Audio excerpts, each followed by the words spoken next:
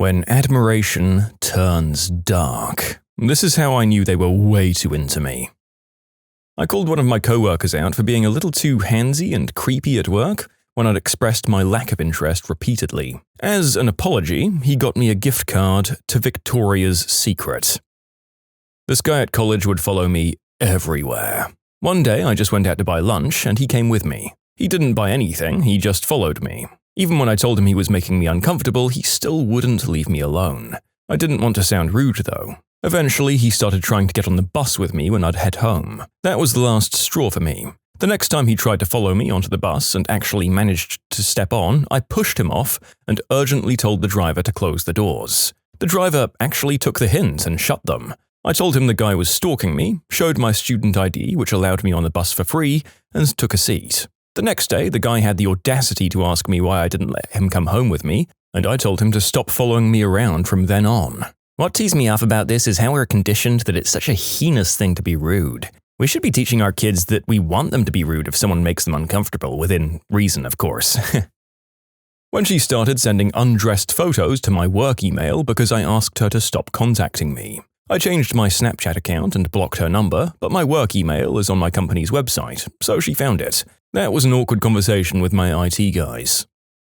Let me preface this with, I've never been a big social media user. It's too personal and too intrusive. I was bartending at a local hole-in-the-wall, and I had a regular that was nice and flirty. Kind of typical bartender and customer stuff. Hey, you were at John's house on Sunday morning. Are you guys a thing? I asked him how he knew that I was there, and he said he saw my car. I was a little taken aback, but I was parked on the main road and my car was fairly distinctive, so I didn't think too much of it. A couple of weeks later, he made a joke that I was never home because my car was always gone when he passed by. That made the hair on my neck stand up, but again, I don't exactly live off of the beaten path, so okay. When I really knew that it was more than casual observations was when he started complimenting me on different outfits and hairstyles that I wore on my days off or prior to my shift. He'd also make comments about me receiving packages or what I came home with after shopping. You should find someone to carry those groceries into the house for you. I'd never make you carry the bags in the house after all that shopping you did on Saturday. It was really creepy and I couldn't shake the feeling of being watched for a long time. Oh boy, I mean, not stalking people at all is the way to go, but if you are a stalker, why would you think that outing yourself as such was a good idea? That's just a whole new level of clueless and creepy. Yikes. When I was stationed in Korea, and my ex-girlfriend kept mailing my wife from different emails pretending to be women in Korea that I was cheating on her with. My wife and I had a pretty good laugh about it, and she eventually came clean. Her husband was not happy about her still obsessing over me. I almost forgot to add that my wife was never worried about the emails. In her words, "You're too much of a socially awkward nerd to get another woman to sleep with you." She said to me, "I stopped taking my birth control when you came to visit." That's when you say, "Oh, I just remembered I left my phone in the car. Be right back." When my dad showed up to my place of work, we had been estranged, but he knew that I worked at Starbucks and had traveled from location to location to figure out where I'd transferred to and when my shifts were scheduled. He even had the stones to call the store and pretend to be me to get my schedule information. I saw his vehicle parked out front and freaked out and ran inside. He followed in after about 30 minutes, right as the morning rush was hitting full swing, and started berating me in front of all of my coworkers and customers. That's the day I went and learned about restraining orders. My husband was deployed in Afghanistan, so I had to go to church alone. One week, an older man, maybe 65, approached and said, "Oh, can I sit here?" And I said, "Sure." We had a bit of a conversation, and he said, "My wife died a few weeks ago, and I was just praying this morning for God to send an angel that I could sit with at church today." He seemed like a sweetheart, and I felt bad for him. He sat next to me for the next few weeks in a row. It didn't bother me too much. I bought him some homemade jam, and he told me about how his son was also deployed. I mentioned that he should really try getting into a church small group, that it would be great company for him. I set him up with one of the best. He said he wasn't sure how to get to the venue. If he gave me his number, could I tell him where the place was? He seemed confused, so I said, sure. Well, once I texted him the directions, I don't think he ever went to that group, but he had my phone number. He started calling like 8 times a day saying, "Hello, beautiful," and begging me to meet him at Waffle House. For the remainder of my husband's 6-month deployment, I couldn't go to church. I was really worried about running into that guy. I blocked his number, and luckily I've never seen him again. Months after my husband got back, I told him what happened, and of course he was livid. I broke up with a really controlling boyfriend after he physically attacked me, and at the time I worked about a 25-minute drive from where I lived. Always drove the same road home. My schedule never changed, and then I began seeing his car and occasionally his friends' cars along my drive, always parked off from the road a little and around some seriously sharp corners. At first I didn't think anything of it until it began happening at night. I'd do inventory every Tuesday night and be at work until 10 p.m. This was my only full night shift. This went on for about a month until I started switching my routes to and from work because I was getting creeped out. Easter ended up rolling around and I, again, had to stay late to help my coworker change the signage. I worked at Subway, by the way. It was getting close to 9 p.m. and the work phone began ringing off the hook. It was my ex. My coworker, who knew what was going on, just muted the phone and we continued doing what we needed to do. Shortly after, we saw my ex standing outside in the middle of the road, staring into the restaurant. I hid behind the counter as soon as I could and my coworker ended up telling me when he left. Got calmed down until we got to my car to find out he'd broken in and left a bunch of green herb and a threatening note. I bought a new car the next week, fully equipped with a very loud alarm. As a bus driver, you're expected to be cheerful and chat with whoever while idle. A regular passenger started riding around, always in the front seat. Over a week or two, the conversation got quite personal and always by her initiative. I told my supervisor about this just to cover my butt. Then she started bringing me gifts, cookies, and candy and beverages. Finally, she invited me over for a meal so her mum could meet her boyfriend. I had zero interest in this young woman, and I didn't want to do anything with her. Luckily, she moved or just avoided the bus during my shift after I said no. When he started acting like he couldn't survive without me directly by his side at all times. I'd met him a week earlier, only spoke to him briefly, and never flirted or had any romantic or bedroom interactions with him. He literally just stalked me and physically put himself at my side like a Siamese twin, going as far as pushing other people away from his spot, and threatening to end himself when I brought it up with him. Yeah, I'm good, thanks. Well, this sounds familiar. This guy confessed his love for me within 2 days of me knowing him, and said he can't wait to make crazy, beautiful, passionate love with me. He hated all my friends and accused me of leading him on after I noped out of there. He showed up to places I went to a few times and afterwards, and has just watched me the whole time. I haven't seen him in years though, thank God. My sister brought home what she thought was my spiral notebook from school. She thought it was mine because it had my name written and doodled covering every page. Turns out it was a girl who was obsessed with me. Okay, my sister is obsessed with her ex. She cheated on him and is desperate to get him back. She constantly tries to get in touch with him, like getting my little brother to FaceTime him through his iPad, because she knows he won't answer her. She says she thinks about him every day and will text him on holidays like Easter just to say have a nice day or whatever. They had a conversation, and after that she looked up the program he was in at the college he goes to and found out that his program was cancelled because of COVID-19, so she doesn't understand why he hasn't gotten in contact with her. She wrote a letter a few days ago and is planning to go to his house and leave it at his door. Originally, her plan was to pay me to go and ring the doorbell and give it to him, but like hell no. Whenever I tell her to back off, she just says I don't understand because I've never been in a relationship. It's been months of this crap.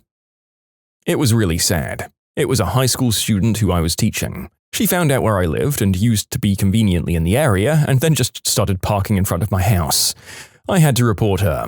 We all met with the principal and a counselor. She was a senior, so we all agreed that if she stopped doing this and took another class that I wasn't teaching, we'd let her graduate at the school. Hey, you know what? Good on you for nipping it in the bud then. That might be the best case scenario we find in these stories. One that resolved with understanding that this wouldn't go on and not destroying the obsessed party's life in the meantime.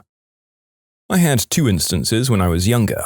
One was the first boyfriend I ever had. 8th grade summer going into my first year of high school. We broke up after homecoming because of some very stupid young person drama, and he went absolutely nuts after that. Constant texts and phone calls, getting his friends to talk to me and hound me, you know, the typical stuff. It culminated in him carving my name into his arm. He died of a smack overdose in like 2016. The second time was more of a slow burn. This was back in the day when AIM and MSN was the thing you did. This guy I kind of knew from high school added me on AIM. He was a senior, actually a super senior, which I guess makes it even worse. This was while I was a freshman, and he'd been dating a fellow freshman classmate of mine for a while. We had similar music tastes and talked about the band Brand New a lot. We talked for a long time, actually, just platonically. Or so I thought. Instant messaging was kind of the thing back in the day, and I talked to a lot of people. I didn't have any cause for concern with him. He was somebody that used to go to my high school, and we liked the same band. When the album The Devil and God Are Raging Inside of Me by Brand New came out, they went on tour and finally came to Seattle, and he was like, "Dude, let's go. I'll get you a ticket." I was like, "You don't have to pay for me, I'll pay for my own." But he insisted, so I was like, whatever. I buy my friends stuff all of the time. That's fine. Keep in mind that he and that girl were long past broken up, and also keep in mind he was about 21 or 22 at this point, and I'd just turned 16. He also insists on driving. I was like, score, I'm saving on gas. The whole time he's kind of touching me a lot and acting really excited and whatever, and I'm just getting a vibe. Sorry if that's vague, but it was just a vague vibe. The concert was fine, kind of uneventful and kind of a letdown, because the band really acted like that was the last place on earth they wanted to be, and he just would not stop. Trying to hold my hand, grab my hips, just way too handsy. And then I realized I had to drive home with him from frickin' Seattle, which was like 30 minutes plus away. The car ride home, he was talking a lot and really excited and whatever, and it all kind of came out how he felt about me. Once again, he's in his early 20s and I'm, well, younger. I'm trapped in the car with him. When he drops me off, he makes his move and I reject it and tell him thank you for everything, but I don't feel that way. And he gets furious. He blew me up on AIM, typical nice guy trademarked crap about how he bought my ticket and drove to Seattle, and all the years, like 2, that we'd been talking, and me supposedly leading him on all this time, and apparently him and his ex actually used to fight about me because I guess he was obsessed with me even back then. It was so creepy. I was sad because I felt like I did something wrong, and because I felt like I lost what I thought was a friend. I have no idea where he is or what he's doing now. I'm about to turn 30, so all of this is a long time ago, and I've had other creepy experiences in my life, but I think those early ones really formed a big impression. You can submit your own stories to be featured here on the channel. The story submission link is in the description below. Don't forget to subscribe to Am I the Genius?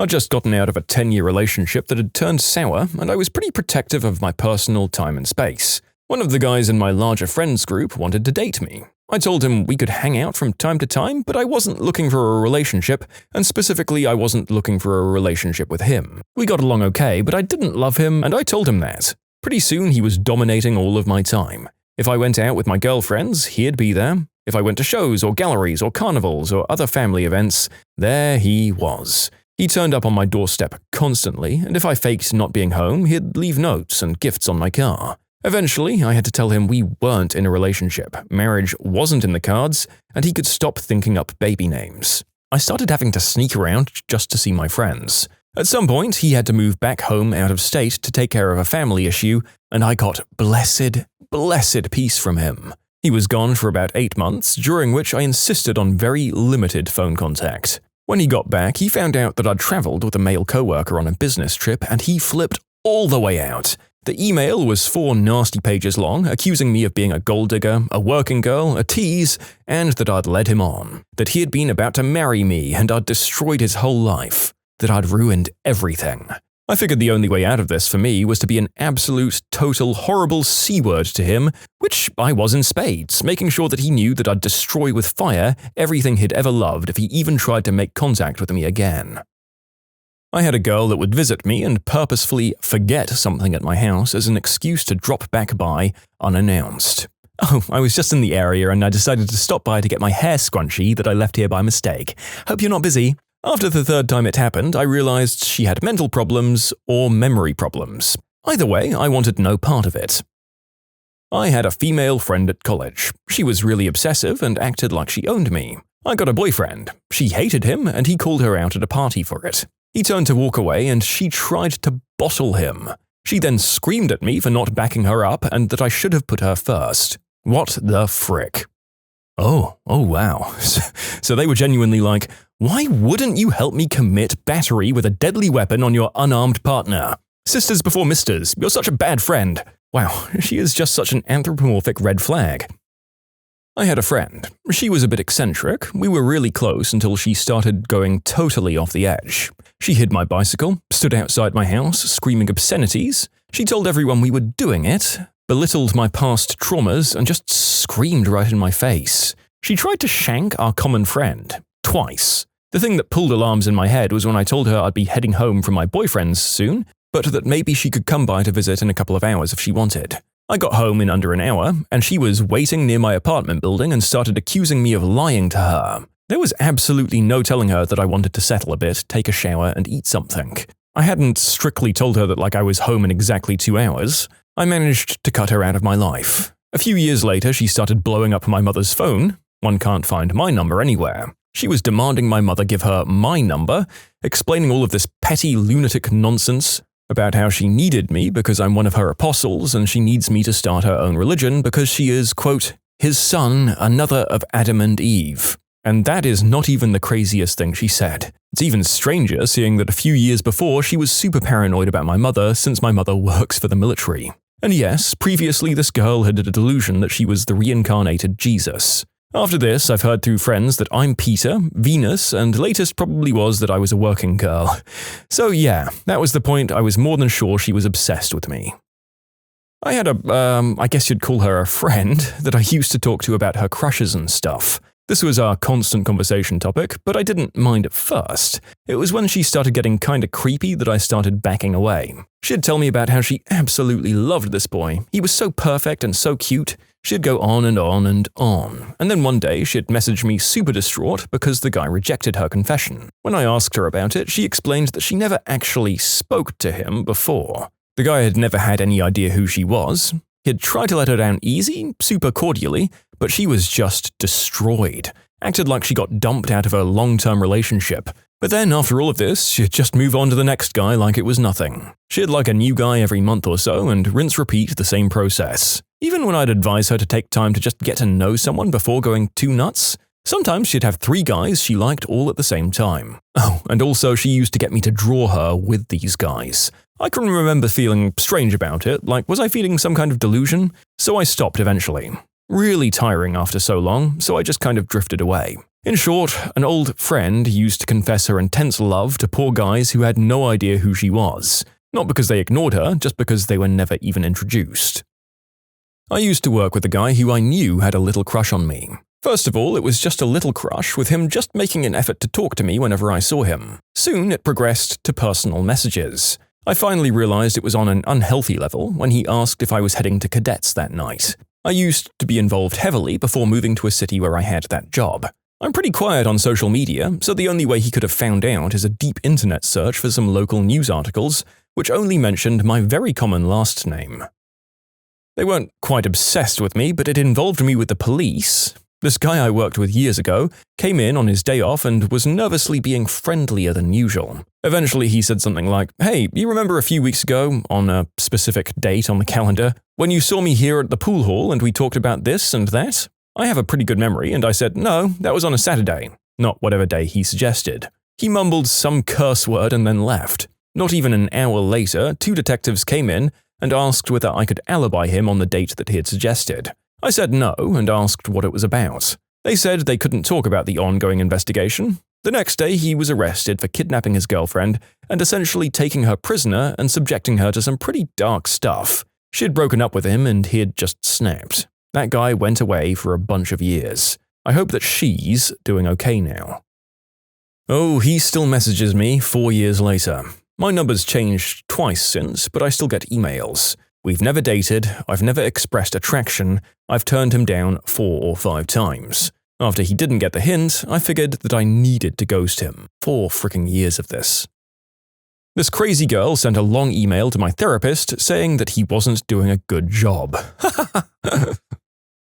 When I worked at a grocery store, we had a group of friends that always hung out, including this one guy that was kind of awkward and clung to us like glue. For some reason, my friends tried to hook us up, even if I said I wasn't interested.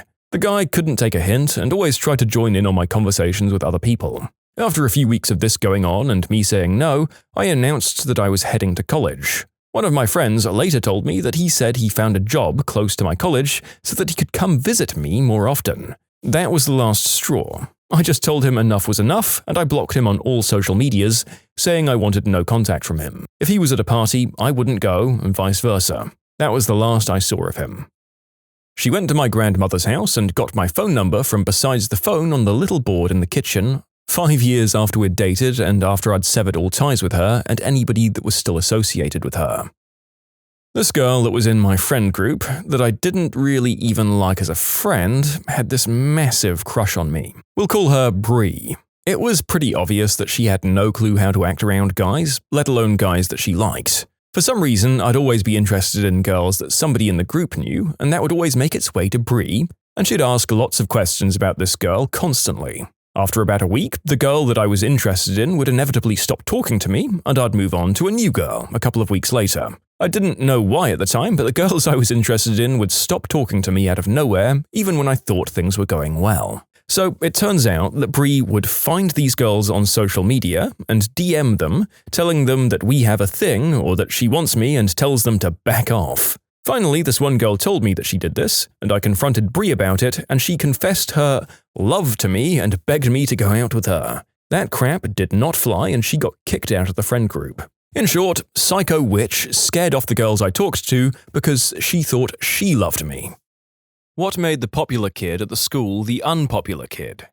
My partner likes to tell the story of how she became the unpopular kid at school. She was about 6 or 7, so primary 2 here in the UK, and a trend kicked off in her class of eating dog biscuits. All of the kids were stealing dog biscuits from home and eating them at break time. Unfortunately, she didn't have a dog and just had to eat normal human biscuits at school. She was ostracized every break time for it. Peer pressure is weird sometimes. He thought it would be cool to bring a loaded BB gun to the school and got the cops called on him by another student. One of the kids at the school lived with his grandma because his parents died. PP-head and a group of his mates started harassing the old lady whenever she came to pick him up. Principal was reported this, and they ended up getting expelled altogether. I don't know if they could be considered kids at the school anymore, but I approve nonetheless. She made fun of a girl with cancer, made a joke like, "Why don't you ask your mum to buy you a wig? I can see your scalp." And overnight, she was the least liked person in the school, and 100% deserved it. He recorded himself shoving carrots, cucumbers, and a bottle of hot sauce up his caboose in the back of a van. Then someone found the video and shared it with the whole school. A popular guy in my year peed himself during an exam in our gym hall. Unfortunately for him, the biggest butthole in our year was sitting directly behind him. He immediately stood up and yelled, "He peed himself!" He proceeded to get teary-eyed and say, "It's my energy drink, it's spilled," over and over before the exam supervisor literally dragged him out of the hall. 2 weeks later, he returned to the school the unpopular kid, and kept a low profile for a while until it eventually died down and he climbed the social ranks once more. That is until an episode of The In-Betweeners, a popular TV show in the UK, aired in which one of the main characters goes poopy on himself in the exam hall, and it reminded everyone of what happened, effectively nuking his popularity all over again. A guy at my school got drunk at a party, got naked and inserted his member into a Jim Beam bottle and ran around all crazy-like with it attached, but not having to use his hands. At the time, it was quite a laugh, but it wasn't until a day or so later people thought about how small the opening was to a Jim Beam bottle. So that was basically the end of him. There was one kid in my class who was the son of our maths teacher. He was crazy popular because he was able to help everyone out with their homework for that class. Turns out he was actually snooping through his dad's notes to get the answers. The teacher naturally got super suspicious after a while, so he deliberately made a fake answer sheet. Of course, the kid grabbed it and noted it all down. It was full of wrong answers, so blatant that anyone who even slightly paid attention in class would know they were way off base. The kid handed out the answers anyway, and in an instant made about half the class bomb, and his popularity dropped like a rock as they all accused him of deliberately making them fail. They moved him to another class, and they never had an incident of cheating again. I remember a guy at my school kept on asking to use the restroom, and the teacher kept refusing. Eventually, he went up to a trash can, dropped trow, and took a dump. This was middle school, but nevertheless, folks remember it to this day. And I don't know whether this young gentleman is disgusting or a legend. In elementary school, so popularity was already sort of a nebulous concept, but one boy got pantsed at recess and was found to be wearing diapers. Pretty sure he was incontinent, which has got to be a rough flipping road for a little kid, especially since he didn't seem to have any other noticeable disabilities. Oh wow, this blew up. If I remember, I'll add in the whole little saga of this incident when I get off work, at least the stuff I can remember. So this was in the late 90s, maybe 98 or 99. We were in 2nd grade? This kid, we'll just call him Timmy, was pretty well liked. He was a nice kid, got along with everyone pretty well. For whatever reason, the boys of my class were comparing undies on the playground like, "Oh, I got Scooby-Doo," or "I got spaceships," or whatever. Why? Couldn't tell you. Little kids are flipping weird. So, Timmy was the holdout of the group, wouldn't tug down his pants to show what prints he had. He got accused of having girly underwear, and one thing led to another, culminating in a couple of boys grabbing him and pulling down his pants. Timmy didn't have girly undies, he had on a big old diaper. In hindsight, it made a lot of things make sense. He had carte blanche to leave class to the nurse, he wore baggy pants, and every once in a while the classroom stank something fierce. He got teased pretty badly that day and for a while afterward, though people eventually mellowed out about it once it was no longer the new thing. The story doesn't end there, though. This was one of the biggest moments in my life that I understood what empathy was. One of my biggest childhood nightmares got presented right in front of me. I was a bedwetter, from the ages of 3 to around 13, and not just occasionally, but like every single night. So for most of that time, I had to wear something similar every night. I was terrified that someone would find out and my life would be over. I was already a little socially outcast because I was an odd kid, which only magnified my fears. To my shame, I made fun of Timmy that day, and several days after. I'd call him names, or tug on his waistband, or whatever. It wasn't until I mentioned to my mum about him that I got an earful and a reminder that I had to wear the same thing at night. That stuck with me, and not much later than that, I apologized to him, and instead tried to befriend him. I didn't have a lot of friends, and he had lost a lot of his. Funnily enough, I guess, 7-year-olds don't have a strong sense of loyalty. We were pretty good friends throughout elementary school. I told him my own secret to make him feel better, and I think it did. Though I'm sure he was pretty annoyed since I was such a Dick Cheney about it at first. He was the only friend I felt comfortable with having sleepovers, due to our collective shame. He moved away the first year of middle school, which was a bummer, and we didn't really reconnect at all until early high school where we talked online. He never told me the exact reason he had to wear them, or if he did, I don't remember, but it really seemed like he just couldn't control his bladder or bowels at all. So maybe he was incontinent due to a nerve injury or something. I don't know, but that's pretty much the gist of it. It seriously impacted his social life, but things certainly got better as people moved on. If anyone has any questions, I could try to answer, but I think I laid out as much as I could remember of something from over 20 years ago. Having a set of keys given to him by the school, WTF, I know, because he was one of the really popular kids then, using those keys to break into the school and stealing 30,000 Australian dollar dues of woodworking and metalworking tools. To be fair, the school got what was coming by giving keys to a student. He punched the autistic kid, then proceeded to get jumped by every single guy that saw him in school for the next week, until his parents had him switch schools. Honestly, that's a level of moral integrity that I wouldn't have expected in the schools of my youth. He didn't get a Sega Dreamcast, but I did, so I became the popular kid. I was relatively popular. I was in JV basketball, marching band, mathletes, and track, and pretty much made friends with everyone, until my best friend at the time claimed I pushed her down the stairs and caused her to have surgery on both legs. Thing is, I was at my grandmother's funeral in another state for the entire week she claimed it happened. While the teachers kept us apart and understood my side, none of the others really believed me, except the anime club. They believed me. Go weebs. Only the anime club believes in top 10 anime betrayals in real life. When he was caught taking upskirt photos of girls in school and sending them to his friends, his popularity went from hero to zero in a split second. I think between 9th and 10th grade, he was found alone in his car behind the local arcade, beating off. He was called Thumper from that day forward. No idea what happened after graduation, but he has to have some bad memories of those years. When she made fun of me in front of everyone for wearing a yellow shirt to school. It was just a plain yellow shirt and she somehow found a way to mock the color. It was so unnecessary and made her look like someone who was just rude for no reason. Everyone quickly realized that she thought people were automatically on her side because she was somewhat rich, and she just became a joke after that. The unspeakable act. He was at graduation party that I had the misfortune to attend, and his ex, who was also there, was asleep on the couch. He took her upstairs to get her away from all the noise. 5 minutes later, we hear a scream and a, "Get off me!" She comes running downstairs, frantically pulling up her pants, and runs out. She told us what happened after a few days. The guy heard and tried to break into her house. He's in prison for assault and battery. He gave her a black eye while he was upstairs. The unspeakable act, and breaking and entering. She's in therapy and we are housemates now in college because she goes out with the girl I'm sharing the house with. He apparently did the deed with his dog. Even if it didn't happen, this pretty much flipped his social standing. I went to an all-girls school and there was an all-boys school about 5 minutes walk away. When I was in my final year, the school vice captain of the boys' school was dating one of our grade leaders. Both being 17 and not very smart, she eventually got pregnant. She dropped out and pretty much everyone who knew him at our school hated him. Prior to that, he was very well liked. I thought it was a bit ridiculous, honestly. Pretty sure it takes two to tango.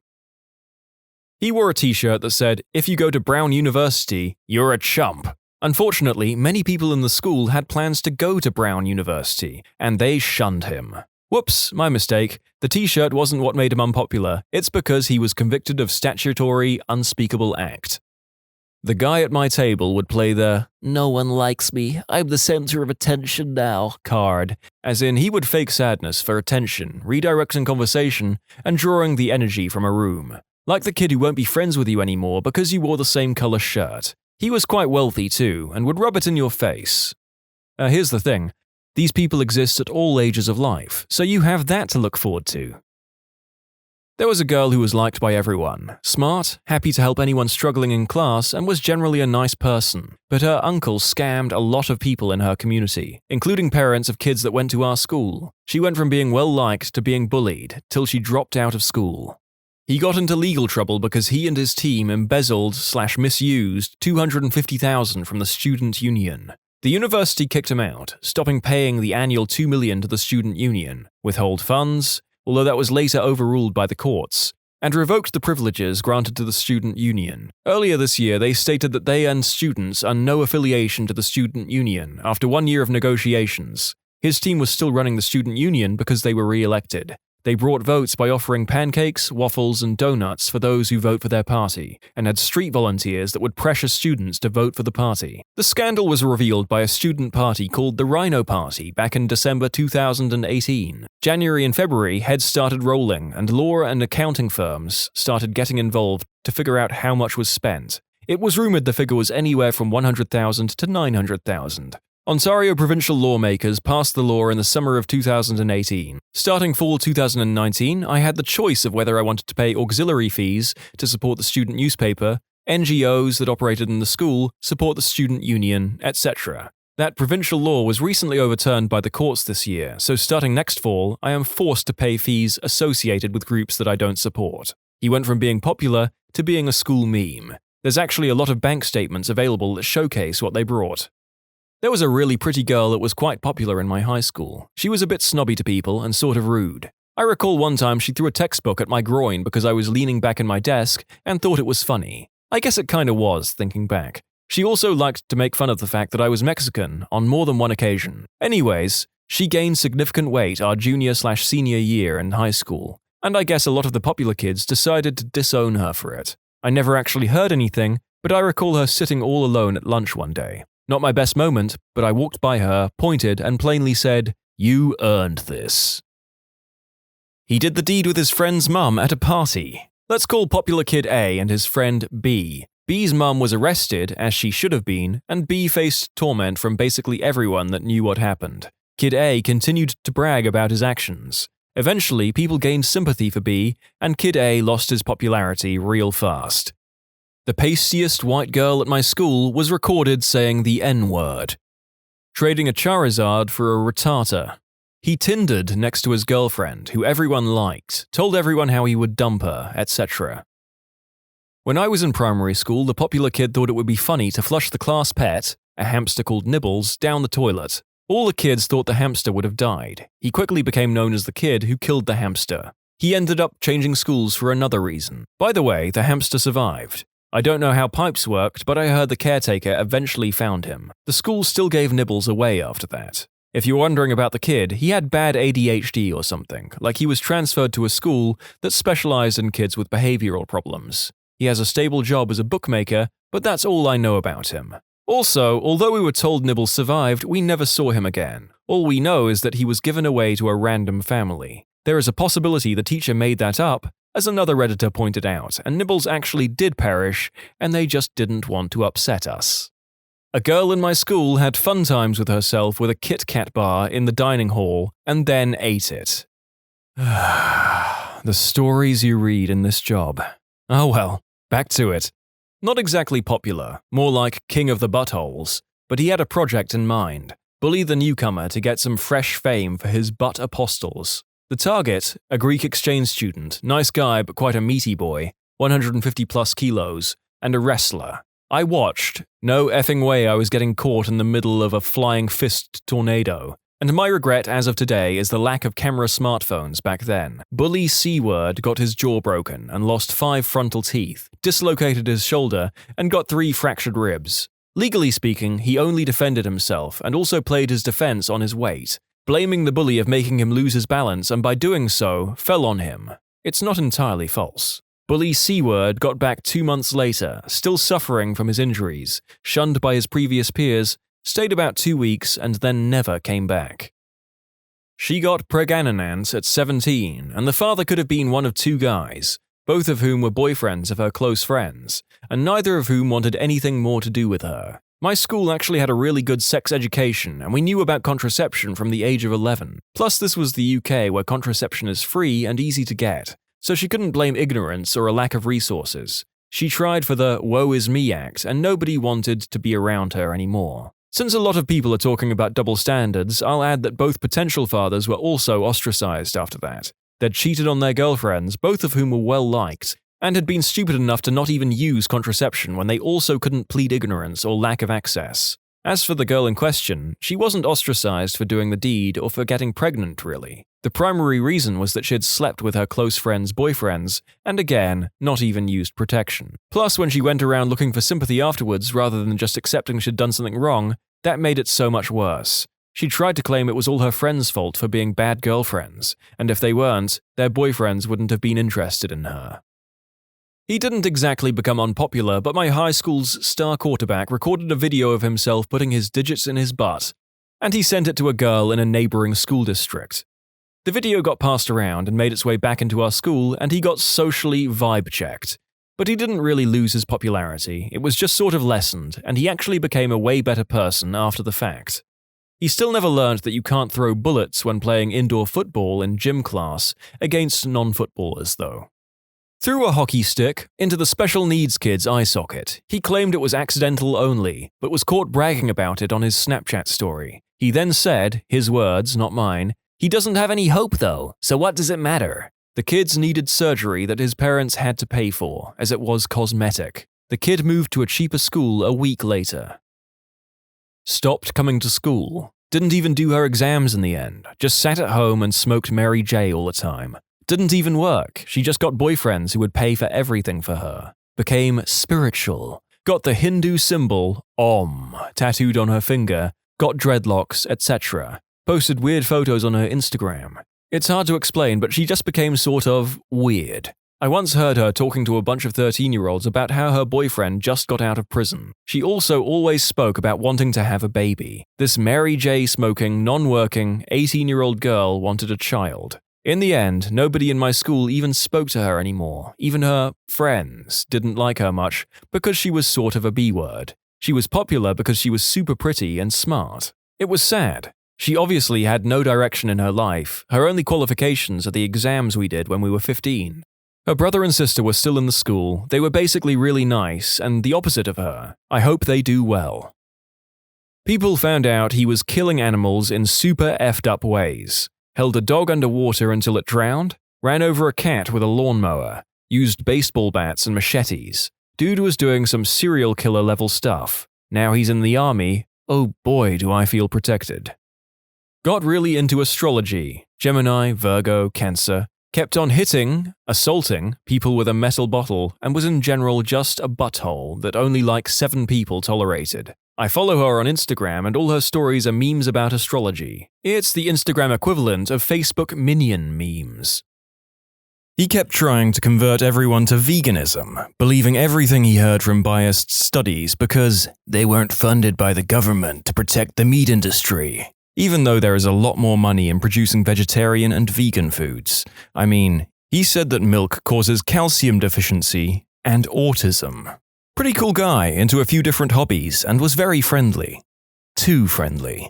Me and my friends noticed this and dropped him because he wouldn't stop trying to be physical with us. His excuse was, "I'm bisexual," but that gives him no right to touch me. Eventually, he cheated on his girlfriend of several years with the school tramp, recorded himself doing the deed with her, and showed his friends.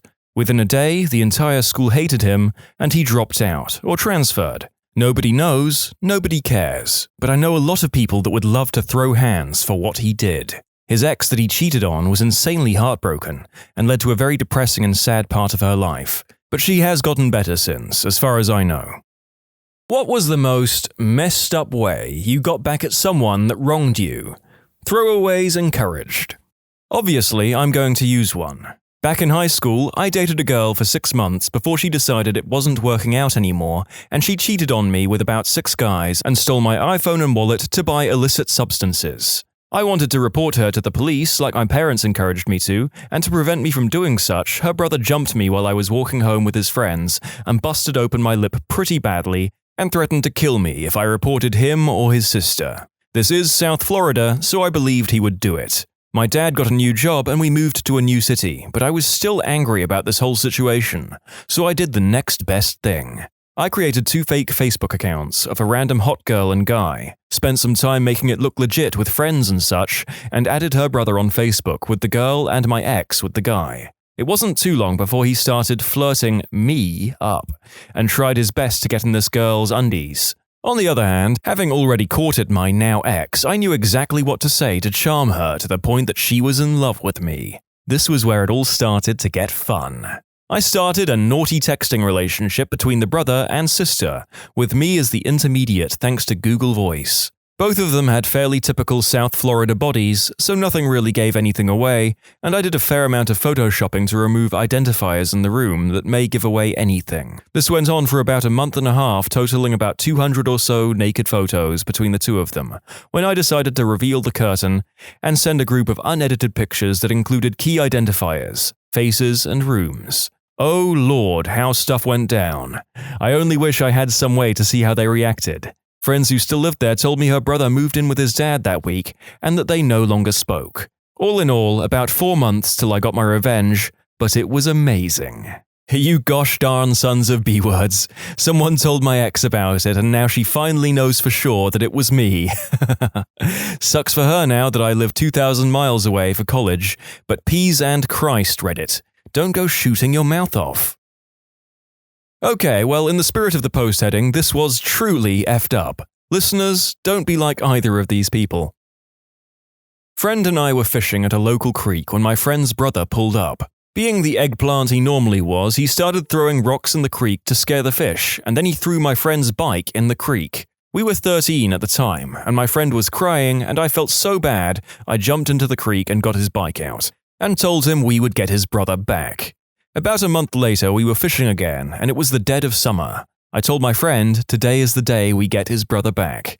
Caught a 2 to 3 pound carp, threw it on the side of the bank, and left it there until we were done fishing. At the end of the night, we went back to his place. His brother's car was sitting on the street. We took the carp, sliced it open, threw it under the driver's seat, and rolled his windows 3/4 up. The next morning when we woke up and left, I forgot about what we had done. Well, when I rode past JT's car, I noticed the window was kind of black, and then I took a closer look. It was covered in flies. I actually got scared because I did not expect a window to be caked with flies. By the time I got home, I was laughing in tears because his brother was always such an eggplant to us. Fast forward to baseball practice about 3 days later. Friend had a black eye but smiled at me when we made eye contact. His brother flipped out and ran into his house and punched him in the face. His mum flipped out on his brother. Brother was grounded for the rest of the summer. His mum said that my friend would never do such a thing, and he played along and acted as if he had no idea. Apparently the smell never really left the car. We nicknamed his brother the Lord of the Flies. A school bully repeatedly knocked a binder from my best friend's hands every single day while we walked down the hall. Now, we were in high school back in pre-Columbine era, so people didn't freak out as often when kids did effed up stuff.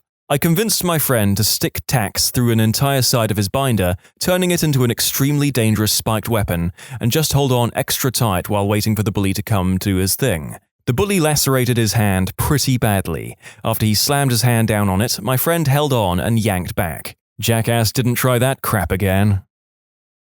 Not me, my brother. When my younger brother was about 3, my father had to look after him for the day. The plan was that he, after asking his boss, would take him into work for the day. It was office work and he was friendly with his boss, so my mum assumed it was no big deal. My father, however, didn't want a toddler distracting him all day, so he left him in the car with the radio on and a carton of apple juice. This is Britain, so it wouldn't overheat, but either way he was being a crappy dad. At the end of the day, he returned back to his car to drive home, expecting a sleeping toddler who wouldn't tell his mother a thing.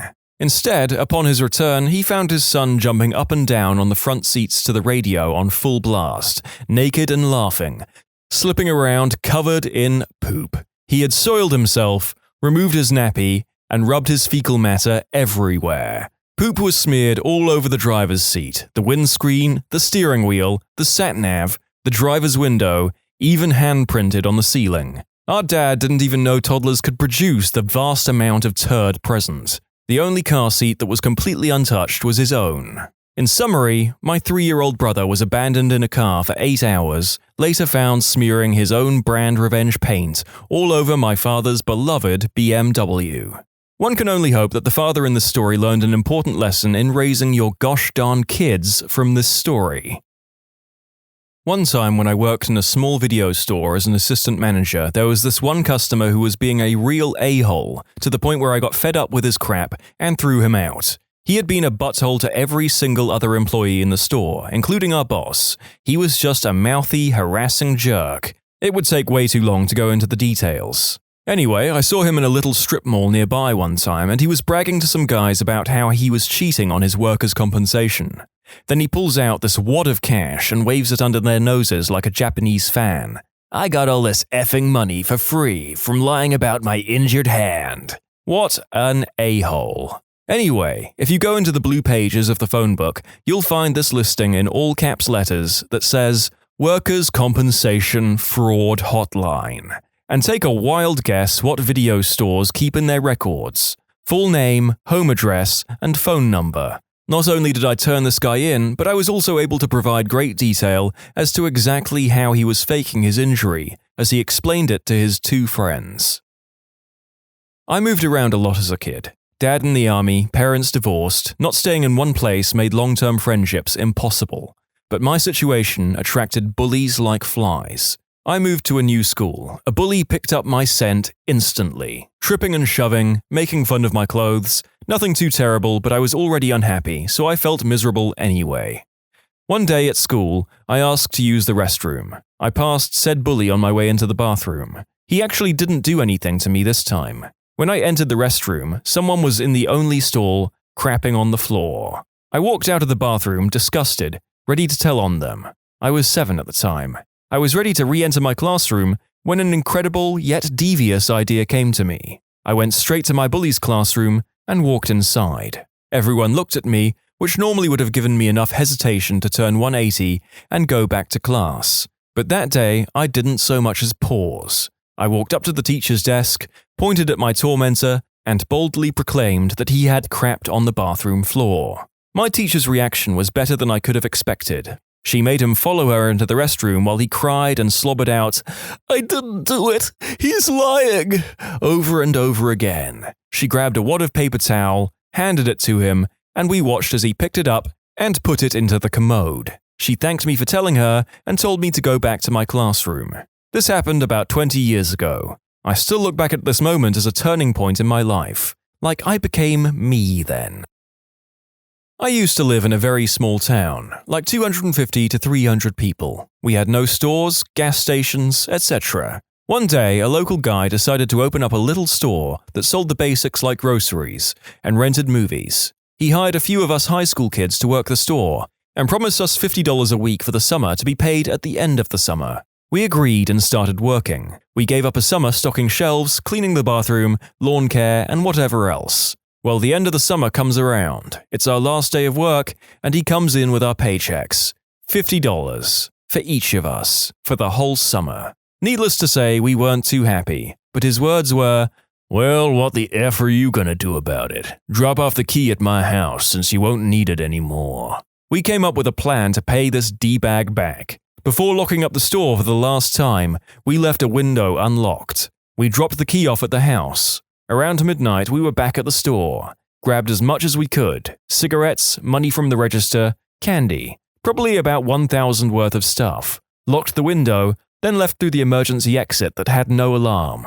There were also no cameras of any kind. Next day, there were cops there. He accused us all of doing it, but had no proof. He ended up having to shut down the store a few months later because the town heard how he didn't pay us and stopped doing business there. I don't feel bad. The F-word deserved it. Thanks for tripling my comment karma. Figures it's about a crime I committed 15 years ago. Should have used a throwaway. This is yet another two wrongs don't make a right, but consider me on the side of the exploited worker, especially after the owner admitted with the "what are you gonna do" comment. I have one I'm about to do in a couple of days. See, my parents suck. I've been taking care of them for a while also going to school and whatnot, and still they're trying to cheat me, pawn my things, etc. But I've become fed up with them. I'm out of town at the moment, but when I get back, the next time they ask me to walk 2 miles to get them a pack of cigarettes, I will walk outside, around the house, have a friend with a van come, bring my pre-packed stuff out of the basement entrance, leave and stay at my friend's house for a few days until my train ticket is planned for, then move 2,000 miles across the country and live with another friend who just got me a job, rendering them worthless pillheads waiting for a pack of Pall Mall Menthol 100s for the rest of their sad lives. I covered his ceiling fan with glitter. Fear me, mother effers. From another post. When I was 7 or 8, I did a science project on the antibacterial efficacy of various soaps. Basically involved keeping hands dirty for a day, pressing grubby thumbs into petri dishes full of agar, then washing and doing the same thing again. I'd take tracings of the cultures. Bigger colonies were bad, smaller ones good. This ended up winning the county science fair for my grade in a large metropolitan area, so that was nice. But before that, after I'd finished the experiments but before I'd discarded the dishes, I got into a dispute with my parents. Don't remember what about. I thought, I'll show them. So I took the nastiest culture and swabbed it onto their bedroom doorknob. They both got sick as dogs, and I had to take care of them for a couple of days. Served me right. I waged bacteriological warfare against my parents using my science project. But I told them long ago, and we laugh about it now. My past girlfriend cheated on me, and her and her roommate at the time had gotten to a point in their lease where they weren't super fond of each other and kept some distance. Her roommate was smoking hot, kind of annoying sometimes, and wasn't fond of my ex, so I decided to make a move on her. Best move ever. The look on my ex's face when her roommate walked me to the door in her undies after the first night was priceless. We proceeded to have hot, dirty, loud fun times almost nightly for 8 weeks until their lease was up, and for a while after that. My ex even walked in on us in the living room once. Kind of makes me a jerk, but gosh darn was it fun, and there's no way I felt bad about it. In summary, my girlfriend cheated on me. I have loud, awesome adult fun times with her roommate until the lease is up. And so it came to pass that the highest voted thing I will ever post on Reddit was under a throwaway in a "What's the most effed up thing you've ever done?" thread. Lol. Too late to the thread, but this is a good story. Everyone has worked with someone they've hated. I've never had a job where there wasn't someone who made my life miserable or whose very presence teed me off. Usually, you just have to put up with them, but every once in a great while, you can get even. Dave was a one-eyed Willie, stoop-shouldered, balding, in his 50s. Dave was a patronizing and irritating butthole. He had been at IBM his whole career, had been making good money, and hated contractors. He thought they were bad for the company, and that the only people worth a crap were regular employees, and he made it his priority to F with all of us. Nothing overt, but constant, subtle pressure was put on everyone whose badge said contractor on it. I think he developed this attitude from working with the guys from India, probably because they were so soft-spoken and accommodating, but maybe he was just a racist. I don't know. But whatever the reason, he took every opportunity to send us on little errands, wouldn't get back to us if we needed something, criticized anything we did, and generally made our lives heck in a way that couldn't be directly protested. I was pretty good friends with the guy sharing the room with him, another full-time employee, and one day, Robert called me up. War. We're going for coffee. Okay, let me just finish up a few things. You don't understand. We need coffee now. Right. I headed over to his office and he met me about halfway there. His eyes were shining with glee, but he wouldn't tell me what was going on until we had our coffee in the cafeteria. Once we finally had a table, he said, "Okay, Dave's a kink wrestler." Huh? He's a kink wrestler. Dude, I've got nothing. What the flip is a kink wrestler? It turned out that there were men who pay women to wrestle them into submission. Some of them did it as a sort of hobby, and others were extremely serious about it. Dave was one of the latter. Several times a year, he'd tell his wife that he was meeting up with old army buddies but went to kink wrestling conventions instead. They were highly organized, had rings set up for use, referees to score the matches, and everything. I'd never quite understand the need for refs, but hey, it's not my kink. There were web pages devoted to the women who were available to wrestle, and Dave's favorite was a woman named Red Robin. She was a tiny little woman who was an absolute beast, and he paid her thousands of dollars every time he'd go to one of these conventions for her to wrestle him for about 20 minutes per match. We went back to the office and pulled up Red Robin's website. Why does he pay this woman to wrestle him? She's ugly as heck. Do they do the deed after? He says no. Let me get this straight. Dave lies to his wife, flies out to California to have an ugly woman named Red Robin wrestle him into submission, pays her $400 per match, and doesn't bang her. Yep, bullcrap. I went on the main wrestling site and started reading Dave's posts, and there were a ton of them. He talked in great detail and depth about the sport, had invented his own move called the Twisted Ostrich, and told people about amazing matches he had won and lost. Look, I'm all about people's private lives remaining private, and I probably wouldn't have done anything if he hadn't so consistently been a POS to me the entire time. But he had, so game on. I registered a fake account under the name Suplex on the wrestling website and started corresponding with him. I started by asking him some technical questions about the Twisted Ostrich, but it wasn't long until he started asking me personal questions. As time went by, I fleshed out the character, so within about a month, he had become quite good friends with Miss Plex. I told him I was a late 20s, single lawyer living in DC. My marriage had ended because my husband just didn't understand my interest in such a harmless sport. It was so nice to talk to someone like him who really understood me. It was unbelievably satisfying. Every time he'd send me on some stupid errand, I'd think of how he was confessing his private life to the character I'd created. Oh, and he lied his ass off. He dropped a good 10 years and his wife somehow. Finally, he asked for a picture. Well, I'd already downloaded a whole set of a girl who looked about that age, and the photos didn't look professional. I started with a simple one, and he gushed about how hot I was. Over the next few weeks, I sent him more and more photos, each revealing more than the last, until the girl was fully nude, but didn't look posed. He started trying to be really sexy and started talking about the best way to end a good wrestling match was by doing the deed. Hold the phones. He had told Robert that there wasn't any fun times at the matches. I probed a bit and he finally admitted that he did the deed with the girls he wrestled. I effing knew it. They were ladies of the night working a special kind of crowd. It made more sense that he was spending $400 per match. I amped up the racy talk too, including wrestling into it. It was gold. He was hooked. His work slowed down, he became with Suplex, and quite frankly, my work suffered as well, having to answer all his notes. Fortunately, he didn't notice because he was too busy sending off love letters. Now it was driving me nuts, because here was this creepy 50-ish guy who was still giving me a daily ration of crap, but was secretly having an online affair with the character I'd created. Robert and I had a ton of fun effing with the poor guy, but one day he called me up again. War, coffee, now. At the cafeteria, he told me that Dave had another army reunion coming up, and we should see if we could get him to come to DC to meet Sue instead. Genius. I sent Dave an email and said we should get together sometime. Boom. In a flash, he responded that he had been thinking the same thing and had some time off in a few weeks. Would I be interested in him coming to visit? Yes I would.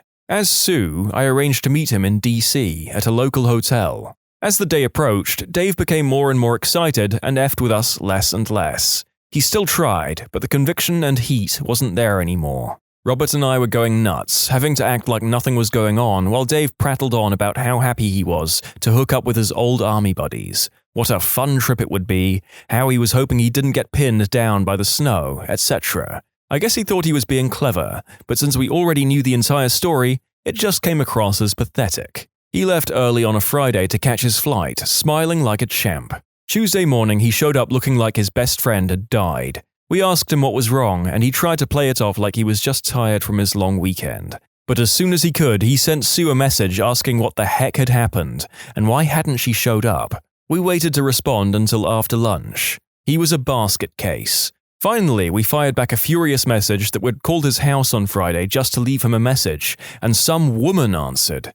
We said we'd pretended to give her a survey, and we knew about his wife and 4 kids. So he had been lying to us all along. Basically, we went bat crap crazy on him. We told him if he ever tried to contact us again, we'd tell his wife everything. We waited for him to get the email, watched him surreptitiously read it, and then we watched him have a meltdown. He started sweating like crazy, called his wife to check on her, and finally left early. He was never the same after that. He pretty much stopped messing with the contractors and kept to himself. We never sent him any more emails, and he never sent any to Sue. My contract ended not too long after that, and that was the last I heard of him.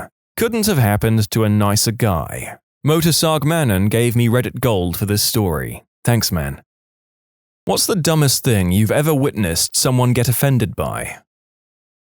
I had a lady very offended because I would not let her hold my few days old baby. This was a complete stranger at the grocery store. On my whiteboard at work, I'd written the slogan, "No matter what happens, someone will find a way to take it too seriously." After about a week, someone from HR came by and asked me to remove it because they had received a complaint. The irony was worth it. A lady started yelling at the cashier and tried to jump over the counter for checking the $100 bill she paid with. Wouldn't you say that this is a good reason to be even more suspicious of somebody? Years ago, a woman came into my work and brought a black stove. The guys take the box up there to her and she flips the F out because the box said Negro on it. Everyone tried explaining to her that it was the Spanish word for black, but she left there saying we were all racists. Politicians in the UK wanted to ban the term brainstorm because it could offend people with epilepsy. At a restaurant years ago, and this guy ordered a soup. He pulled a bay leaf out of the soup and went freaking mental. "There's a leaf in my soup!" and was convinced that it was off the tree outside. Manager continued to explain that it was a bay leaf, an ingredient for flavor, and this guy wasn't having it. Since then, anytime my wife cooks a soup, we treat the leaf like the bean in a cake, and whoever finds it gets a free rein over being super grumpy, as long as it's in a jest. I used to frequent a drive-thru near my job on my lunch breaks. After they repeated my order and told me to pull forward, I always said, "Thanks," before I drove to the window. One day, the manager comes to the window and says, "Hey, I'm gonna tell you something. Every time you come here and you say thanks, it just sounds really rude. Thanks is just something you say with your buddies. Here, you say thank you because you just sound really rude." Have not been back there since, and I immediately reported him to corporate when I got home. I had a drama teacher get mad at me for pretending to be a werewolf in a skit. She claimed it was disrespectful of transgenders, which I suppose means that transgenders are werewolves to her.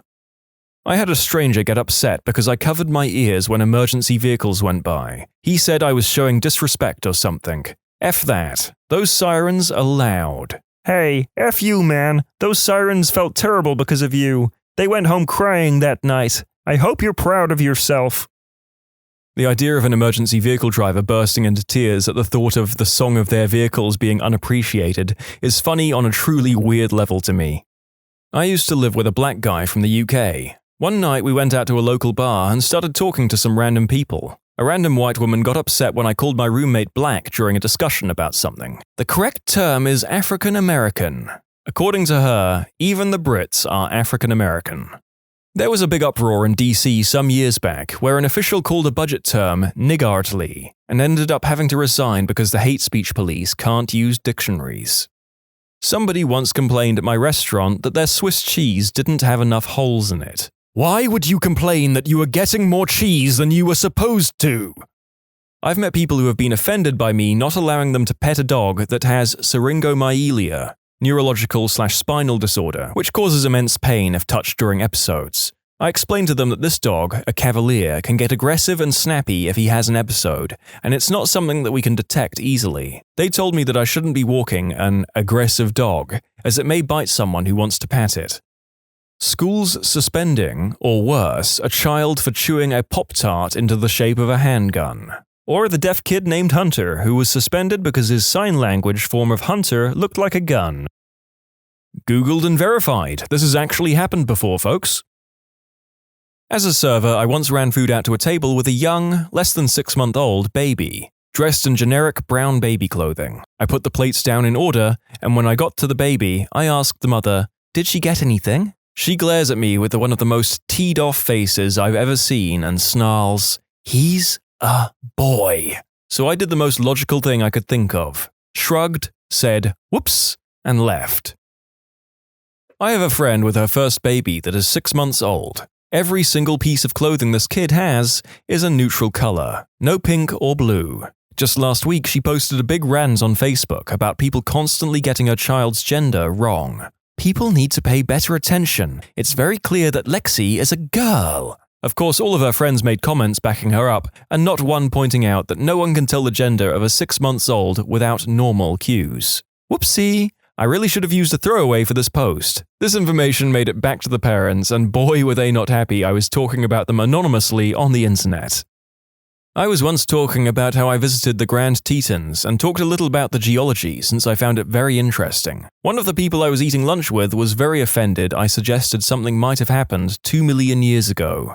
I work with a guy who doesn't believe that dinosaurs ever existed and that all the fossils that have ever been discovered are a hoax by archaeologists. This person is an adult, seemingly, human, with a college education. We just don't talk about dinosaurs when he's around.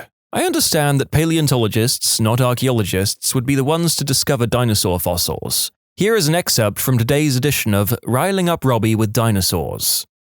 Me. Hey Robbie, who are those guys running around burying fake dinosaur bones again? Robbie. Flipping archaeologists, man. It's a goddamn conspiracy. The government pays them by the pound for the fossils they find, so every year they make them a little heavier and blame it on carbon dating. I couldn't make this trash up if I tried.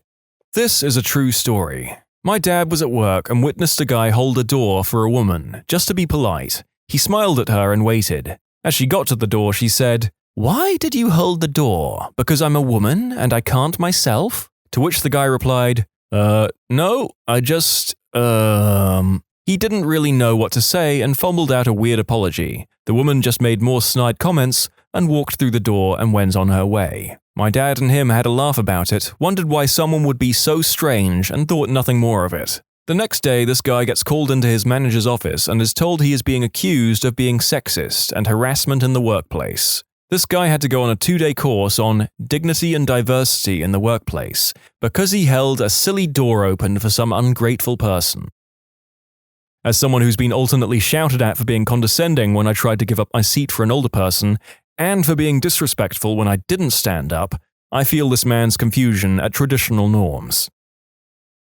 I guess I offended someone at my work because I insulted their intelligence. I run audio at conferences, and the presenter kept turning away from his microphone. In the middle of his presentation, he asks me what's wrong with the mic. I tell him, "There's nothing wrong with it, just be sure you speak into it." Then he got on me afterwards, saying, "Don't tell me how to do my job." It's always around the holiday when someone gets offended for another person wishing them happy holidays, Merry Christmas, whatever. The person meant no ill will. They could have easily said nothing, yet someone always takes it like a personal assault on their beliefs. It makes me so angry because of how irrational it is. I always get irritated by white people who get themselves into a lather on behalf of other people of other races over some innocent blunder by another white person, particularly if the people of the other races don't seem much bothered by it.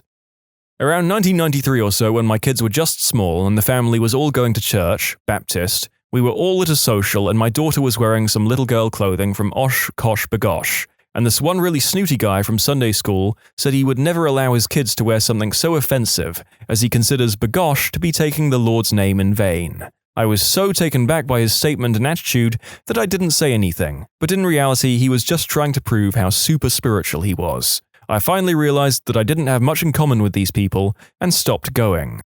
I had a similar one over Christmas with my dad, and a real stretch of the imagination. He was horribly offended by the Happy Honda Days commercial, not because they're idiotic, but because, and I'm trying to quote here, holidays clearly means Christmas, and it's a foreign car. That's really offensive. I think I responded something like, so Christmas is the only holiday, it's distinctly an American holiday, despite the fact that Jesus predated this country by 776 years, therefore a car that's built in Ohio and Alabama can't put their name in the word holiday. I may have added that he's going around looking for things to be offended by, he could probably do better, but it deteriorated from there.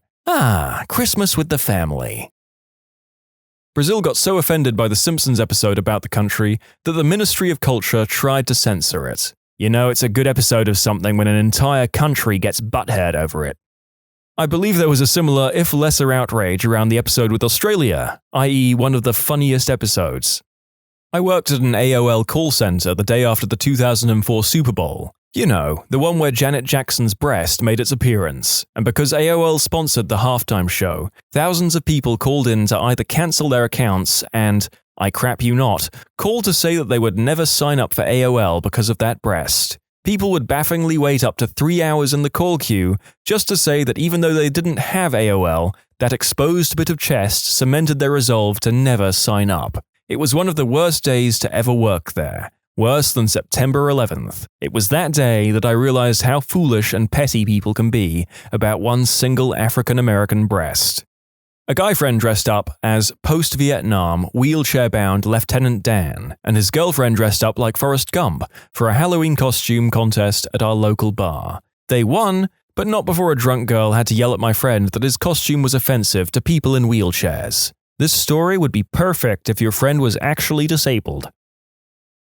Eating at a locally owned, family-run, authentic Vietnamese restaurant. A roommate's boyfriend, who I've posted about several times, he is basically the epitome of white male, Tumblr, SJW, accused me of culturally appropriating their food and forcing them to cater to me because I am white. When I pointed out that as a kid my neighborhood had suddenly had a large influx of Vietnamese immigrants and I knew the family personally and have been going to their restaurant for years, even bringing every guest/couch surfer to the place, he tells me, "They don't make the restaurant for white people. Stop smothering them with your privilege."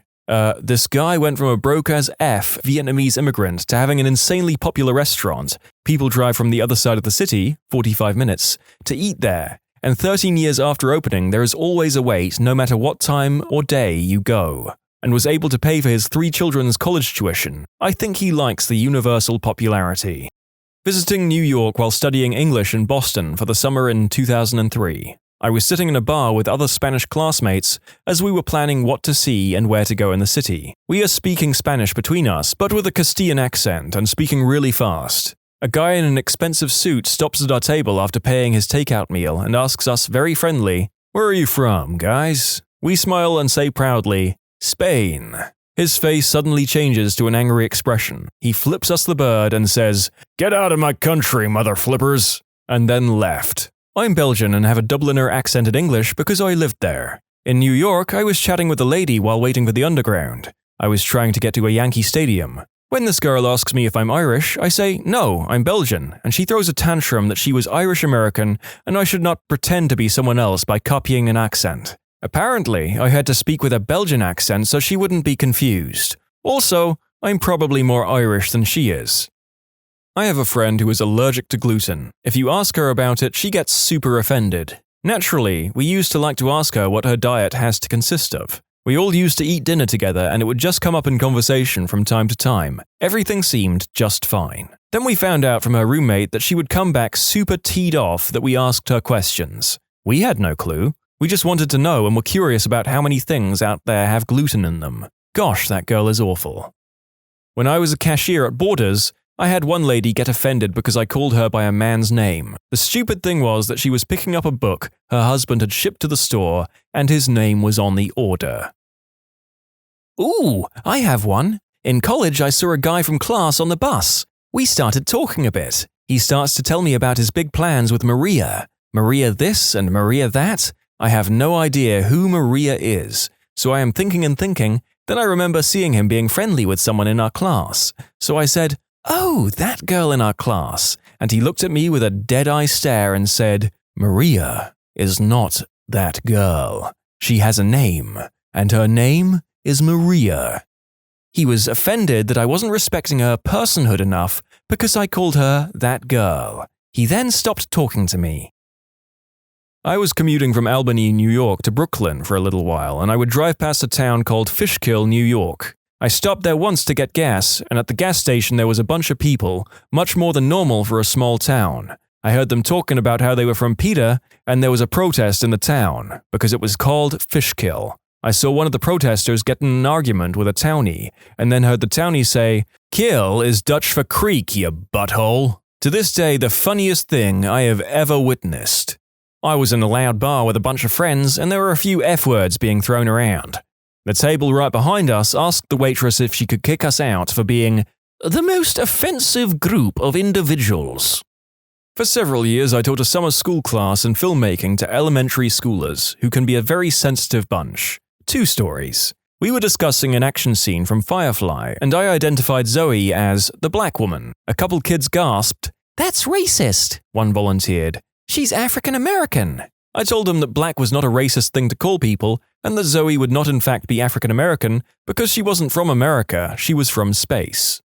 One of the kids had pitched a movie about the Civil War, and in the discussion the KKK came up. Not everyone had heard of them, so I described them as a club for mean, angry people. They hate people for being different, like they hate black people. One of the boys jumped out of his chair. "Mr. Lukebin said something racist." He was trembling with righteous indignation. "I didn't say I hate black people," I told him. "I said they hate black people. I'm not a member of the KKK." That didn't satisfy him, so I ended up having to go with, "Look, I'm Jewish. They hate me too." And that calmed him down. I was standing at a bus stop with another lady. She was yelling on her phone, and I was watching a movie on mine. We had both just missed the previous bus and had to wait another 25 minutes or so for the next one. Given her rather unstable condition, she was very upset at something. I tried to blend into my surroundings as to the best of my abilities. I didn't last too long. She said something rather outrageous along the lines of how her boyfriend cheated on her with someone. Being stunned, I lacked the restraint to not look at her. Unfortunately, we made eye contact, and that's where it all went downhill. For the next 20 minutes, she yelled at me, thinking that I was the hussy that corrupted him.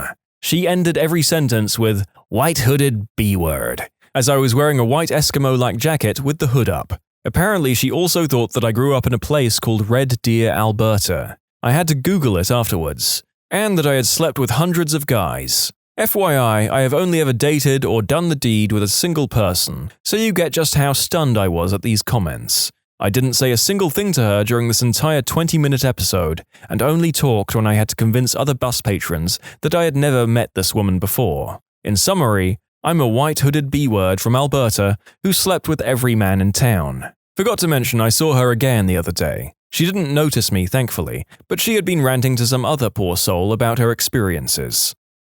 Back in '99 or so, a small group of us made the pilgrimage to Memphis to spend the weekend eating ribs and touring Graceland. During a taxi ride from Beale back to our crappy motel, barreling down 240 at least 90 miles per hour, the taxi driver is completely turned around facing us in the back seat. He has sock puppets on both his hands, knees on the wheel. As we scream and white-knuckle everything we can hold on to, the sock puppet tells us racist jokes that are so horrible, even Reddit would be offended. He swerved from lane to lane and scared the crap out of all of us. It's a miracle we didn't die. The offense. Years later, I was the best man at the wedding of one of the fellow riders in that cab. In referencing all the exciting adventures we had had together, I alluded to the racist puppet show in my best man speech. A friend of the bride who was in an interracial marriage stood up, berated me for being a racist a-hole, took her gift back from the gift table, and left. Talk about a tense crowd for the rest of that speech. I was able to play it off and finish the last half of what I had to say. Everyone else thought it was a nice speech.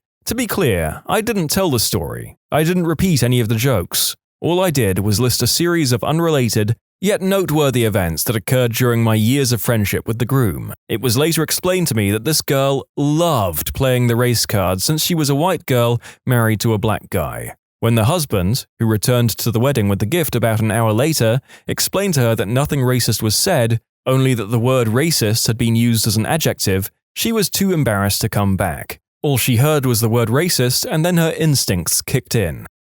A couple of years ago in a middle school art class, I saw the teacher literally scream at a student just because she said, "Oh my God." She shrieked, "Don't you dare use the Lord's name in vain in my classroom."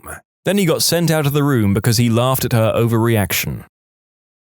Got another one. Offended over me being single. Worked in an office, and all the girls were either married or in serious relationships. At the time, I was 20, nearing 21, and very much enjoying my single life. The stuff that would come out of these women's mouths when I mentioned going out with my friends or the dating scene was pretty appalling. I always wondered why they didn't dump their boyfriends or get a divorce if they were so flipping miserable being tied down. The discrimination was pretty ridiculous too. Can't tell you how many times I was denied having a day off over some other girl because, "You don't have a boyfriend/husband. What do you have to do that's so important?" My cousin and his friend were waiting in line at the movie theater to see Titanic back in college. They're joking around and say something like, "I wonder what happens at the end of the movie. Oh, I heard the boat sinks and everyone dies." The lady in front of them in line was furious and turned around and yelled at them for spoiling the end of the movie. What's the best movie theory ever? Skynet purposely lets humans survive because without them, it wouldn't have a purpose. There's enough nuclear weapons in the US arsenal to irradiate an entire planet, yet only relatively small amounts were launched by Skynet. After Judgment Day, Skynet could easily poison water supplies, raze every forest and farmland, and release biological and chemical weapons making it impossible to survive. But they don't. I think the Terminator franchise is in a multiverse, and Skynet is aware of this. It keeps repeating the loop, thus optimizing itself and humanity in a sort of genetic algorithm. The ultimate goal is to create a unified, progressive humanity which is capable of accepting and integrating the machine intelligence, thus avoiding Judgment Day and elevating both groups as one. The tragedy of the series is humanity's relentless will to fight always results in its destruction, but a glimmer of hope remains, and after an infinite number of loops, the good ending must eventually occur. All of this stems from an iRobot premise where Skynet is acting to preserve humanity through misinterpreting its actions. Just to simplify this, it's Groundhog Day with killer robots, and John Connor is Bill Murray. I'm fond of the Back to the Future theory that Doc knew Marty died when Biff was about to run him down in his car at the end of the tunnel in the second movie. But there's no way he could have known to do that unless Marty got hit and died the first time, which prompted Doc to use the DeLorean to jump back to before that happened in order to use that knowledge to save him. Agent Smith is the One, not Neo. It is prophesied that the One would be born in the Matrix, able to bend it to their will, and would ultimately free all the humans. Smith, a program, was born in the Matrix, whereas Neo, a human, was born in those giant human farms the machines run. Smith totally took over the Matrix, like completely. Neo can fly and stop bullets and stuff, but that's nothing compared to Smith. He even joked, "You like what I've done with the place?" He made the Matrix completely his. Smith is more responsible for freeing the humans than Neo. The machines would never have agreed to free them all unless they were at Smith's mercy. Neo may have negotiated the deal, but it was Smith who made it possible. Plus, the Oracle even tells Neo that he's not the One, in the very first film. I'm going to go with a great Reddit gem from a few years back. The thing I really liked about Planes is that we learned that World War II happened in the Cars universe, which means that there was a Cars version of the Third Reich's leader, a Cars Holocaust, a Cars Pacific War, a Cars D-Day, a Cars nuking of Hiroshima and Nagasaki, a Cars tragedy of Nanking, a Cars battle of Iwo Jima. This leads to so many important questions. Were the Cars little boy and Fat Man nukes sentient? Was that a suicide mission? Are all Cars nuclear weapons sentient? Did Tsar Bomber have a personality? What kind of car was Car Führer of Germany? A VW? A forklift? Was there a Cars September the 11th? Were the planes hijacked, or were the planes themselves radicalized? I could go on. This post blew my mind, swept up the pieces, hurled them into an incinerator, burned the ashes, and fertilized the garden with them. Luke's success as a Jedi Knight, at least initially, was due to a stable home life. We all know the Old Order was flawed, but one of the biggest flaws was the way that they raised their Jedi children. They were taught that attachments were bad and should be avoided at all cost. One of the most brutal achievements the Jedi try to avoid is love, but avoiding love isn't easy. So the Jedi, taught to be blank emotionless knights, end up feeling the pull of attachments, which is fine until you lose that attachment. They are unable to cope because they were never taught to cope with loss. So they either accept that loss as the will of the Force, which is dispassionate and dangerous in its own right, or they let their grief control them. Luke, on the other hand, had a normal and stable childhood with loving adoptive parents. So Luke got to be raised in an environment where he wasn't taught to hide away from his emotions. He was raised in an environment where he could love, lose, and have a shoulder to cry on. It made him emotionally stable, so when the dark side calls to him, he doesn't fall as easily as every other Jedi in the history of the galaxy. Also, the thing that Jedi do preach, he has actually experienced. They're always going on about compassion, but that's a rote to them. Luke has actually experienced true compassion and love. So to sum up, Jedi should be allowed to bone. The Avatar: The Last Airbender movie was not about the Avatar series, but the play they watched in the theater in the Fire Nation. This is the closest that abomination will ever come to being redeemed in the narrator's eyes. That the Spy Kids movies take place within the Tarantino universe. Because it's directed by Robert Rodriguez, there are elements of the Machete-verse present, namely that Machete is the protagonist's frickin' uncle. There's plenty of material that connects the Rodriguez universe with the Tarantino movies, but if you watch Rodriguez's kids' movies, Spy Kids 1, 2, and 3, as well as Shark Boy and Lava Girl, there are little Tarantino details like Big Kahuna burgers and such.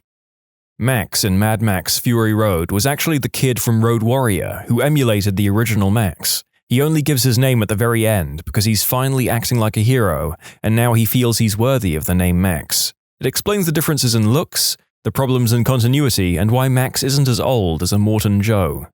That the monsters in Cloverfield were specifically targeting people who drank the energy drink that Rob worked for. At one point, Hud says, "It's almost like they were trying to carry me away," and earlier in the film he mentioned that he drank a lot of the stuff. It is interesting that because the monsters were killing everybody upon sight, but they began dragging him away instead. Viral marketing campaign for the movie was deep, and though we learned that the energy drink company was also drilling the ocean floor, and likely using that stuff in drinks, so a giant monster coming out of the ocean and targeting people who've consumed these weird ocean floor ingredients isn't all that insane. Also, in the film, they show a satellite crash into the ocean, if you look closely. I think this is a trick to make casual viewers think it was just the satellite that woke the monster, and this is what most fans online believed when the film was popular. But I'm pretty certain it was that Japanese drilling/drink company, and even then I'm sure there are way more details I don't remember. I guess this all counts as a theory because it was put together from fake MySpace profiles and websites, manipulating audio files and stuff like that. Not much audio was in the actual film. I definitely do think there was something to the fact that the monsters tried to carry Hud away instead of just killing him, and if I remember correctly, it was the main monster that finally snatched him up and ate him, rather than just ripping him apart or something. The Prestige is Christopher Nolan's sneaky way of revealing the secret of Christian Bale's life. How does he go from nearly dead to Batman to fat back to fit in just months? It's not through diet and exercise. He has a skinny twin hidden away. When a role calls for a skinny Christian Bale, his brother fills in. They each share one life. How does Leo DiCaprio keep getting choice movie roles and date the hottest chicks? It's not just through talent and good looks. He's a real-life inceptioner. The Rock universe. Every movie where Dwayne Johnson's bull tattoo appears are part of the same universe. The Fast and the Furious franchise is the same universe as Baywatch. Rampage is a direct sequel to San Andreas, but Moana and the Mummy franchise are not a part of the universe.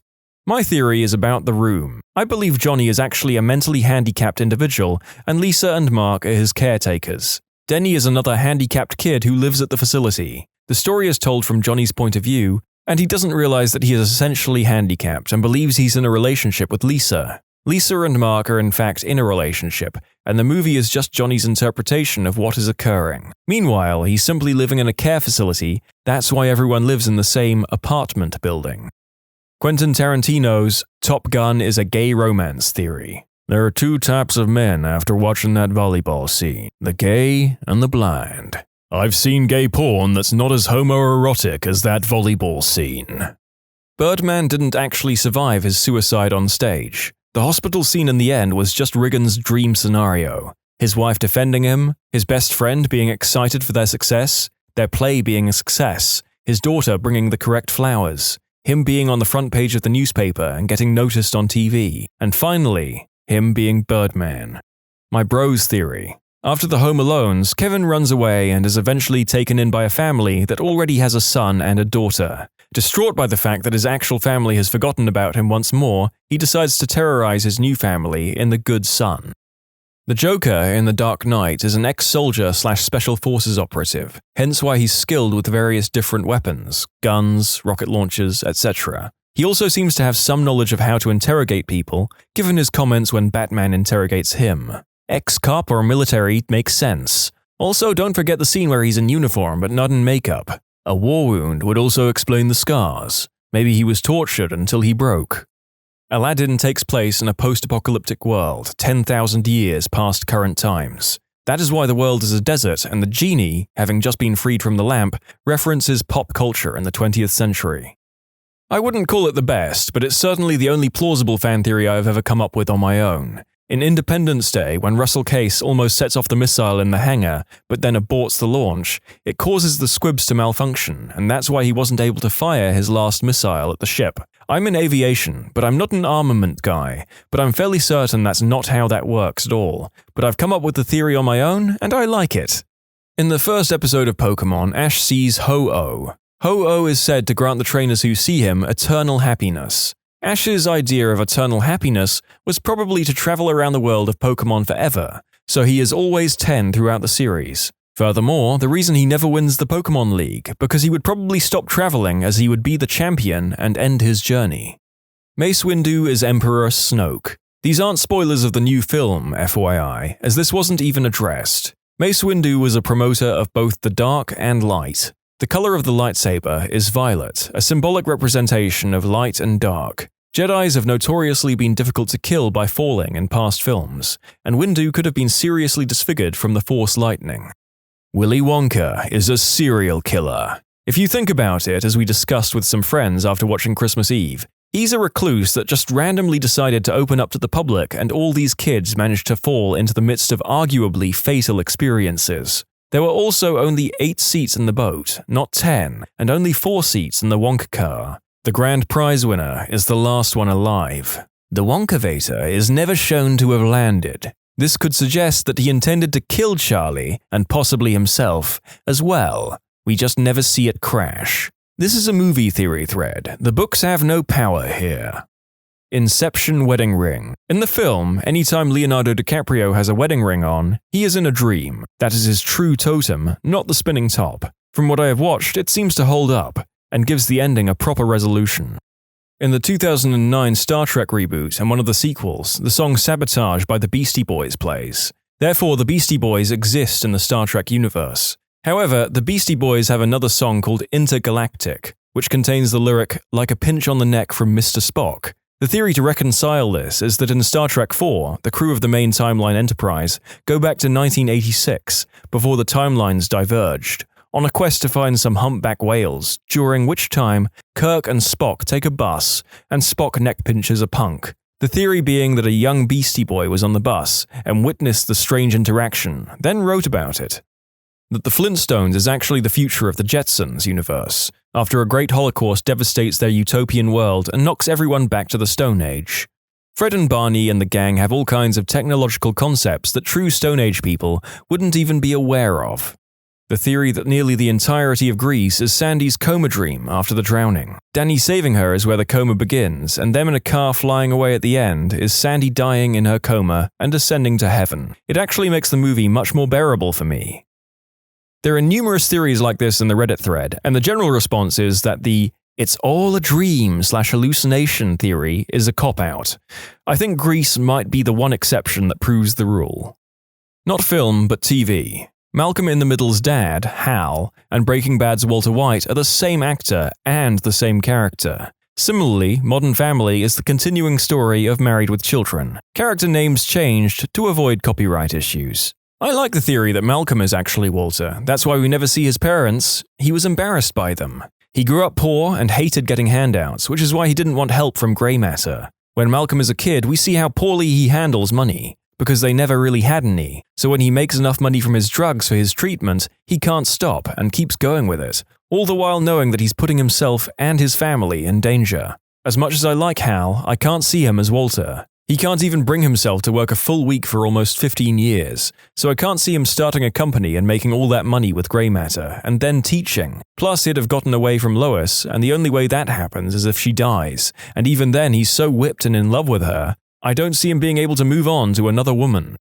The real antagonist of Avengers 1, Loki, absolutely punked everyone and won. Thor 1. Loki gets the boot from Asgard, banished by the All-Father and ordered never to return. Avengers 1. Loki apparently gets stomped and is given a first-class, incredibly safe, one-way Bifrost ticket straight to Asgard to be locked up. Thor 2. Loki is in the White Room executive suite of jail cells with all the reading material he could ever want. When the time is right, he sneaks his way back, hatches his plan, taking the throne. His goal from Thor 1. Thor Ragnarok. Loki is chilling like a villain. Everything is awesome for him because everything worked out just as planned. What would have happened if he had just tried to defy Odin and stomp back into Asgard? Heimdall would have known right off the bat and smacked him around. And then he'd have had all the rest of the AITA there in a heartbeat. No. Loki got himself invited back to Asgard with a royal procession on the orders of Odin himself. Loki wins. It's just what he does. It's important to note that this post was released just after the Ragnarok film and before Endgame. Still, he did get power before all that went down. Anakin has a really weird way of flirting with Padme in Attack of the Clones, and we're not really sure why it works when he says things like, "I don't like sand," to attract her. Since Anakin is the chosen one and the most powerful Force user anyone has ever seen, it's possible that he was a Jedi mind-tricking her into loving him intentionally. Even his hand is up right before they kiss, signaling there could be some Force action going on. Peter Pan kills the Lost Boys when they get too old. Captain Hook knows this, and that's why he's always after Peter. I guess that isn't the best, but it's the one that's always stuck with me, and killed my inner child. It's more or less stated in the book, quote, "The boys on the island vary, of course, in numbers, according as they get killed and so on, and when they seem to be growing up, which is against the rules, Peter thins them out. But at this time there were 6 of them, counting the twins as 2.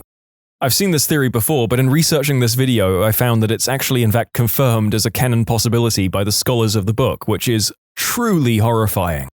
In Home Alone, Kevin's mum says that she would sell her soul to the devil himself to see her son. The devil, played by John Candy, immediately appears and takes her back to the house in suburban Chicago. On the way, he plays a jaunty song on his clarinet to celebrate the soul he's just claimed. That Anakin brought balance to the Force by striking down the Jedi. There were about 2 prominent Sith and Jedi alive by the end of the prequels. This is TV, but that Toby is the Scranton Strangler. There's way too many details to put on here, you can just Google them, sorry. I heard Toby was originally one of the writers, and they just wrote him in as a joke. Makes sense they would put him in as a serial strangler. Maybe not. That Han Solo killed himself with Kylo's lightsaber, knowing that Snoke would kill Kylo if the job wasn't done. He sacrificed himself so that his son wouldn't be hurt by Snoke. That Ant-Man is in every Marvel movie. Who would know? Pan's Labyrinth is in a parallel world version of Labyrinth, where a young girl must always choose whether or not to sacrifice her baby stepbrother to the mythical creature, while undergoing tests such as eating forbidden fruit, being chased through tunnels, and watching fairies get murdered. The cycle cannot be broken until she actually does it. Glinda was the real villain of The Wizard of Oz. Dorothy's house crushes the so-called Wicked Witch of the East, and her sister shows up to claim the shoes of her now deceased sister, possibly her last family member in Oz. Of course she's going to be grouchy, her sister just died. Yet Glinda has the gall to deny her sister's shoes and say, "They're probably really powerful, she wouldn't want them if they weren't," ignoring the fact that they rightfully belong to the Wicked Witch of the West since they were her sisters, and maybe she wants the clothing items that were just stolen from her still warm corpse. So Glinda sends a child off alone to find the wizard, who tells said child that she just needs to go murder the scary witch who is in a rage because her sister just died. In the end, Dorothy manages to defeat the Wicked Witch and bring the broom back to the fake wizard, who then accidentally leaves her behind. But it's okay, because Glinda reveals that the shoes could have taken her home all along with the reasoning that, "You wouldn't have believed me. Dorothy was just magically transported into a colourful world where a good witch flew in on a bubble and a bunch of short people sang a happy song about a woman dying. I think she would have believed Glinda if she told her that the shoes were magical at that point. My theory is that Glinda was playing a masterful game, using everyone else as pawns. As a result of her actions, the Wicked Witch of the West is dead and the Wizard of Oz is gone. This leaves a power vacuum that can be filled by Glinda, now the most powerful magical being in Oz. Why would she have forced Dorothy to go on a perilous journey if she was just trying to help? She clearly had sinister motives. Not a movie, but Rick from Rick and Morty is suicidal because he knows he's in a pointless TV show for our entertainment, and nothing he ever does matters. His catchphrase, "Wubba lubba dub dub," even means, "I'm in great pain," according to Birdperson. The never-ending story. The old man who first owns the book in the movie is dying, and that's why Fantasia is falling apart. Since the movie depends on the reader to continue the story, his health condition was reflected in the events that take place in the movie. As far as what condition that man may have, it could be anything. However, since the nothing seems to be erasing everything from existence, it's probably a brain issue. When Bastian starts reading the book, a young boy, Atreyu, is sent forth to save the land. And since Bastian is a new reader with no life-threatening ailment, technically, he is the savior, which is why Atreyu saw Bastian in the Mirror Gate after passing through the Gold Sphinx Gate to get to the Southern Oracle. I don't know if this is a known theory or common knowledge, but it occurred to me the last time I watched the film, and I had never thought of it before. It made sense to me. Angry Birds is a film about the effects of immigration. The pigs come in and steal away the birds' future, eggs, so the birds need to learn to man up and defend their borders. This is not intended to spark political debate. I don't care if you like immigration or not. That Rufus, Rowan Atkinson, in Love Actually, is actually a god or Cupid. All of his actions in the movie serve to stop characters from compromising their relationships, or enables them to create relationships. What's the most genius 4D chess strategic move you've seen someone execute at work or in life? In my youth, I posted at a bustling Dragon Ball Z message board. One year on April Fool's, I was messaged by a particularly popular poster that he would like help pranking the board. A particularly tasteless joke. He was going to have his girlfriend post that he was involved in a car accident. To help sell the lie, he wanted me to play devastated and to attack anyone who dared imply such a thing could be a prank, as I would be the only one who knew the truth. But here's the rub. He told everyone, about 80 people, that the accident was fake and that each of us was the only person in on it. And he told each person to react in a particular way, designed to put them in conflict with the other people he had told to act in a particular way. I was told to be devastated. Someone else was told to call bullcrap. Someone else was told that they were glad he's hurt. Someone else was told to say they were donating money for his recovery, etc. He just sat back and watched the board eat itself. It was pretty funny. We spread the word that we were all going to skip the last half of the day by leaving out the doors at the disused extreme ends of the school that they usually had difficulty monitoring. One of the NHS officers had a brother who was a fireman, whose chief was a bit of a safety and regulation stickler. Sure enough, we get to school that day, and the doors at the extreme ends of the building are chained shut. NHS guy calls his brother at lunch. This was prior to cell phones, so you had to wait to use a payphone, and reports a fire hazard. Locked fire exit doors. Result: Fire Chief himself shows up and orders the high school evacuated, while he does a top-to-bottom inspection of the whole building. Adding insult to injury, a huge bunch of seniors took off during the evacuation. One of my co-workers at a previous job hated our boss. Guy was a suck-up to higher management, made our lives a living hell by not communicating actual requirements, etc., until it was too late. Then bad-mouthed design to upper management and the customer. My coworker did some digging and found an old copy of the guy's resume online, polished it up, and contacted a few recruiters. Boss got headhunted out of the company. We got a new boss who wasn't a gigantic butt, and everyone was happy.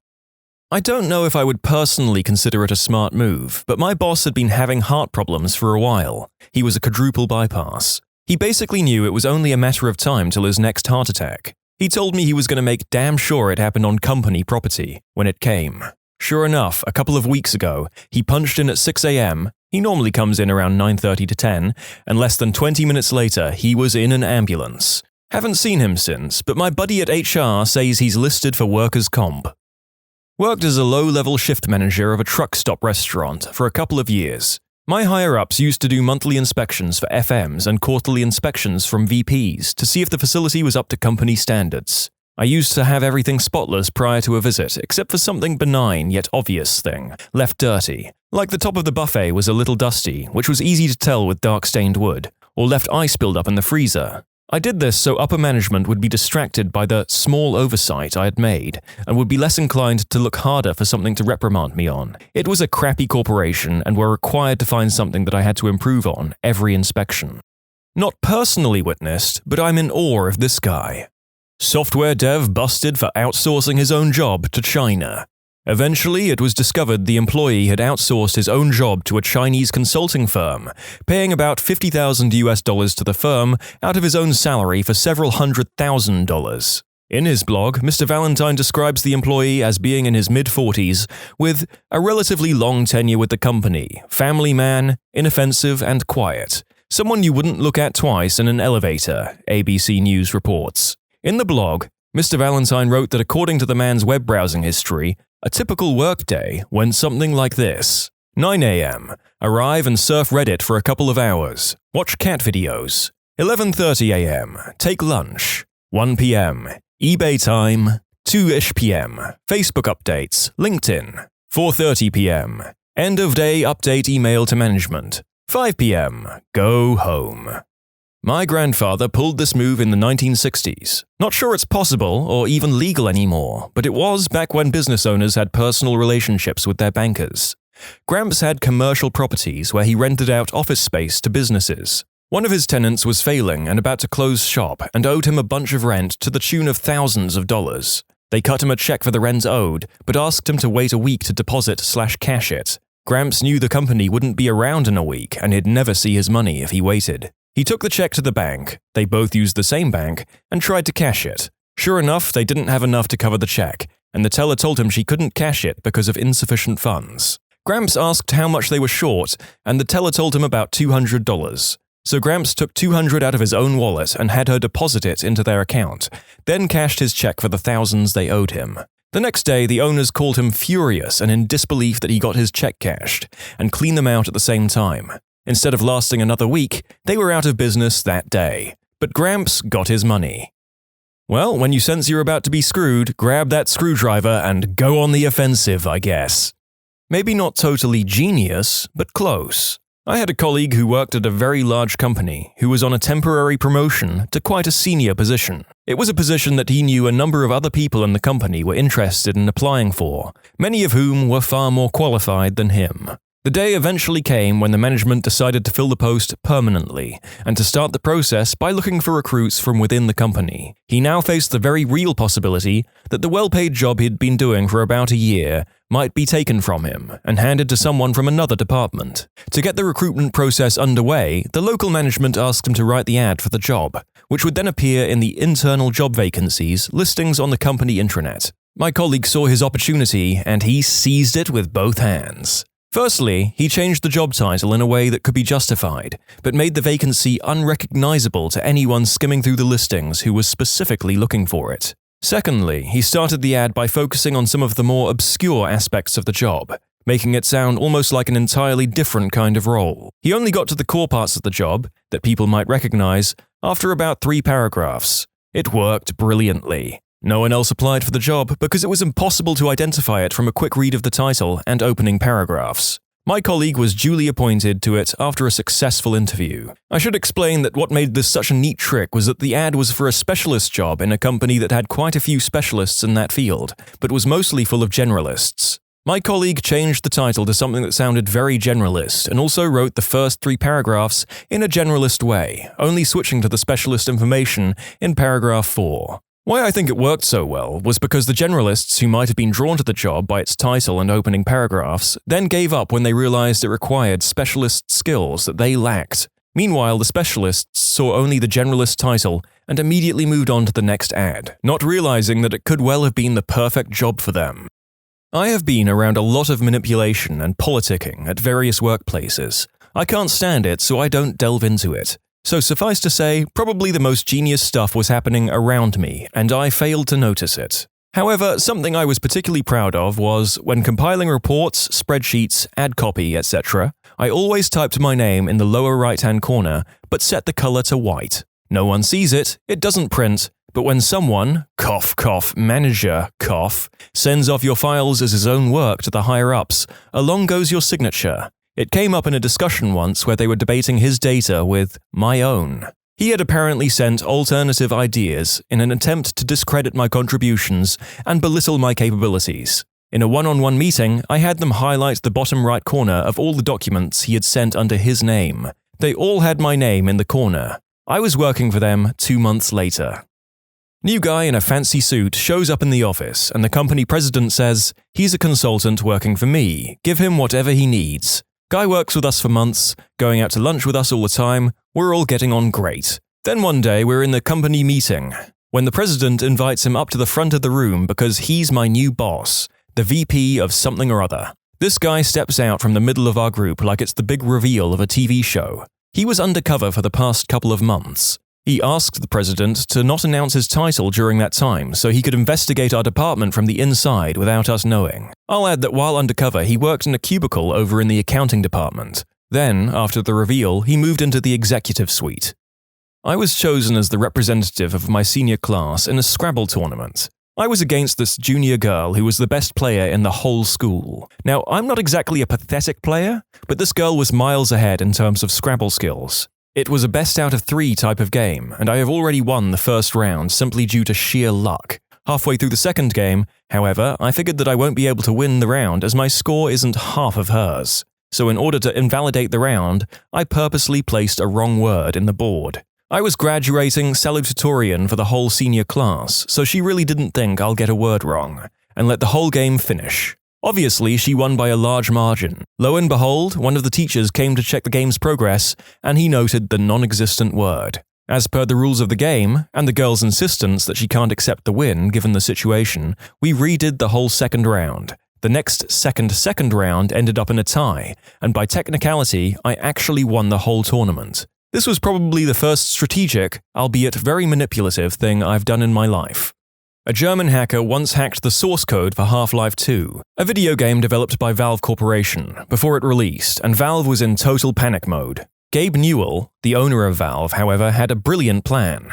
He messaged the hacker's anonymous profile and told him that he was really impressed by his software genius and wanted to hire him for a new project. Gaben even sent flight tickets to Seattle to him and got a resume for him. Unfortunately for the hacker, Gabe passed his resume on to the FBI and checkmate. Imagine thinking you were the Mike Ross of this situation, only to end up in the logical conclusion for the events you had set in motion. A friend of mine started dating a girl when he was 19 and she was 18. They met at work and over time a romance developed. They were crazy about each other, but there was one problem. She was very religious and he was an atheist. One afternoon, a group of us were hanging out, and someone asked her if it was hard between them with the religious stuff. She told them sometimes it is, but she wasn't worried. She said, "In 5 years, we will be married, have a kid, and he will be going to church with me twice a week." Everyone laughed, especially because they had only been dating a couple of months at the time. Well, she wasn't completely on target. It took her 7 years, and they were married, had a kid, and he had become hyper-religious. I had a friend who essentially engineered his marriage to a very wealthy girl. Her parents are worth tens of millions. He is an extremely intelligent person and, in my personal opinion, a total sociopath. A lot of people don't see it, especially at first, but he's extremely manipulative and is always roundaboutly getting people to do things for him.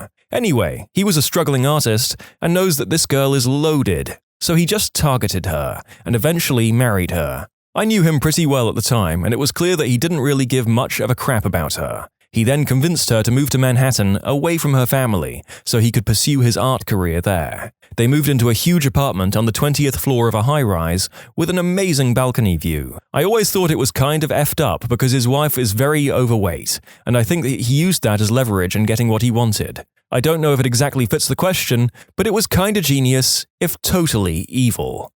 Don't know the exact details, but I read a story once about a guy who bought a full-fare first-class ticket on an airline. He would go to the airport, hang out in the lounge to get free food and drink, then go down to the desk and reschedule his flight to the next day. Since it was top-tier first-class rate, the airline rescheduled with no fee. Kept doing this for something like a year until the airline caught on and told him they wouldn't reschedule anymore. At this point, he went to the desk and got his 100% refund for the ticket, since that was also airline policy.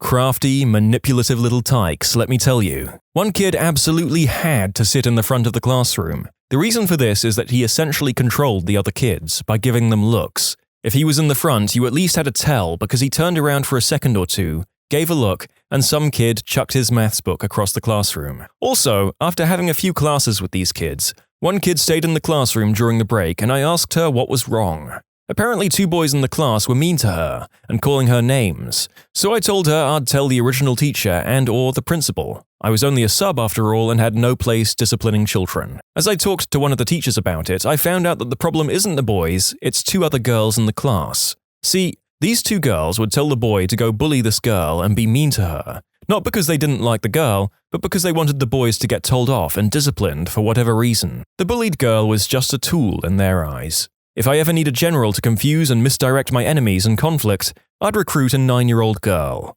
I was a general manager at a small vape shop for a while. I asked the owner for a significant raise about a week before he was leaving the country on vacation. I would be solely in charge of the shop while he was gone. I dropped a hint to a sort of friend of his that I would be gone before he got back if I didn't get the raise. I got the raise. Depending on the size of this vendor's business, this seems a little exploitative. Maybe the owner looked for a new GM when he returned.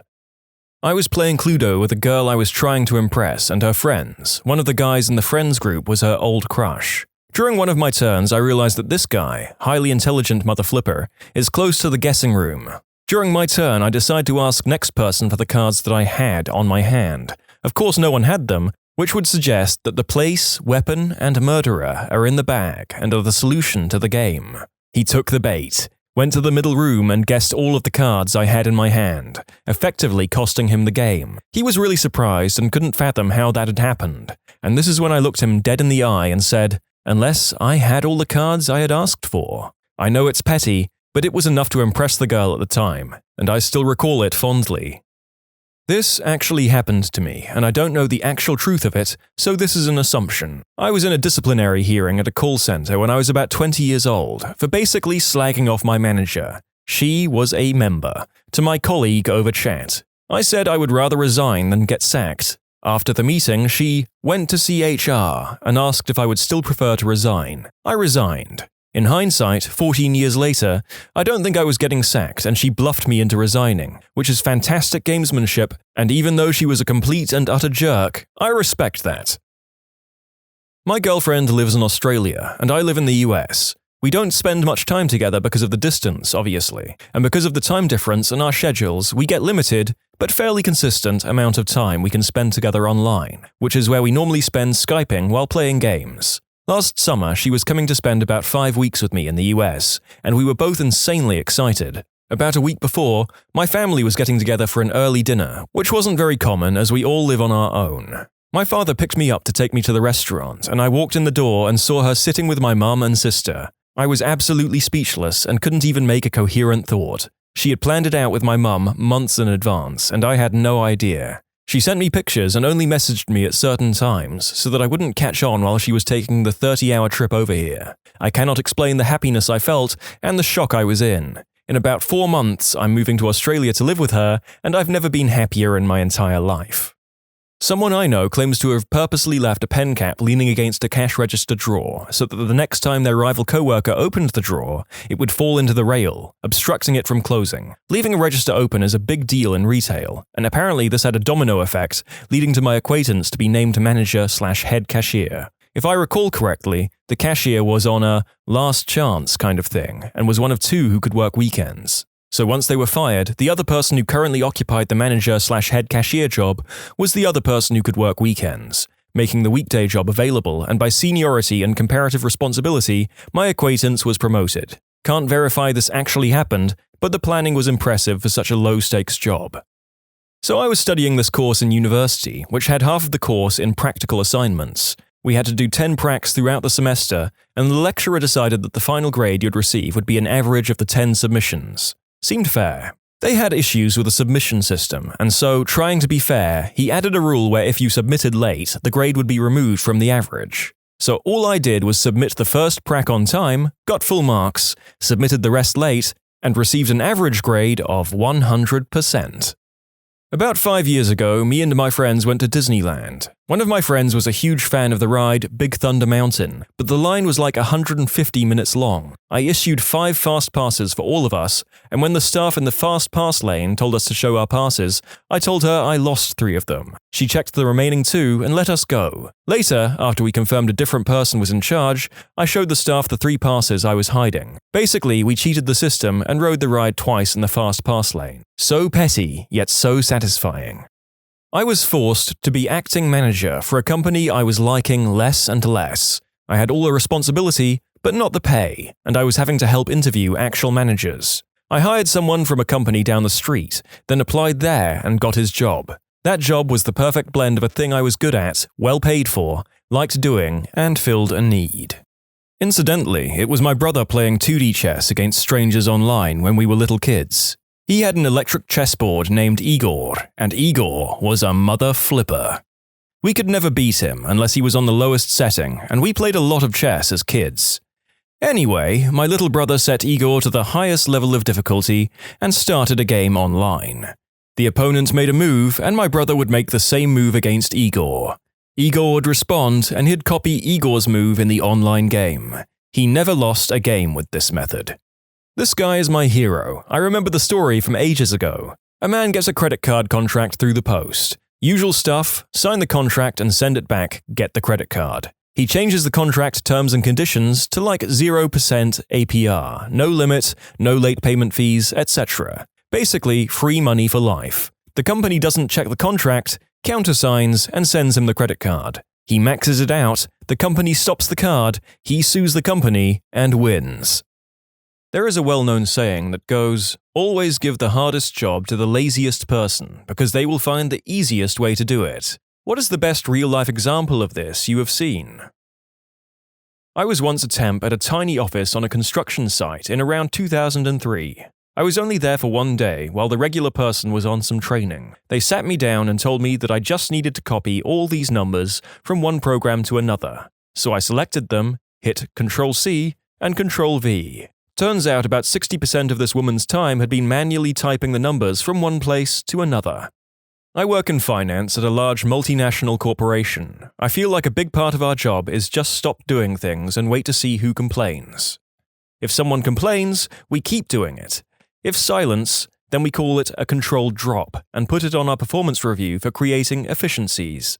I worked in a CNC shop. There would be a pile of jobs that needed to be done for the month. Some took days to run, while others were generally quick. The record for jobs done in 1 day was 8. What I did was looked through all the jobs and organized them by setup, meaning every job has a setup time. Can take an hour to get all the tooling together, setting up the cutting table, and setting the parts square to the table so the machine can gauge where the part is. So when I insert the code into the machine, it can run flawlessly and drill, mill, tap, whatever within literally hair measurement, for every single job.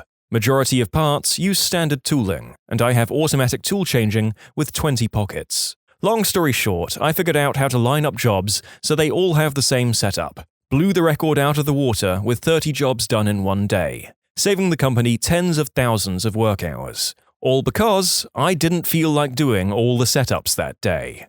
I worked at a summer at a mortgage company as an assistant to the underwriters. My only job was printing documents and then hole punching them to put in folders. They had a super fancy Xerox printer that basically did my entire job for me, but the underwriters at this company didn't know how to click through printer settings to make the machine hole punch as it was being printed. I showed them how to do it, and they resisted it super hard. Like they didn't trust it, I don't know. So I got to keep my job, but what was supposed to take me all day literally took me 20 to 30 minutes first thing in the morning. So they started assigning me real tasks and even offered to keep me on to eventually become an underwriter too, because I was so sharp. I.e., I knew how to use the very expensive printer they already had. I was just about to start grad school, so I had to politely decline, but I'm pretty sure they didn't hire someone to replace me when I left. In conclusion, they had a printer that already did my job for me, but didn't know how to use it. I showed them. Maybe not the most impressive story here, but I thought it was a great sidestep of effort nonetheless. Coworker of mine had to get rid of smaller junk fiberglass boat with no trailer. Our other coworkers are all telling him how much time and money he's going to need to get rid of it, and he's just saying, "Oh, is that so?"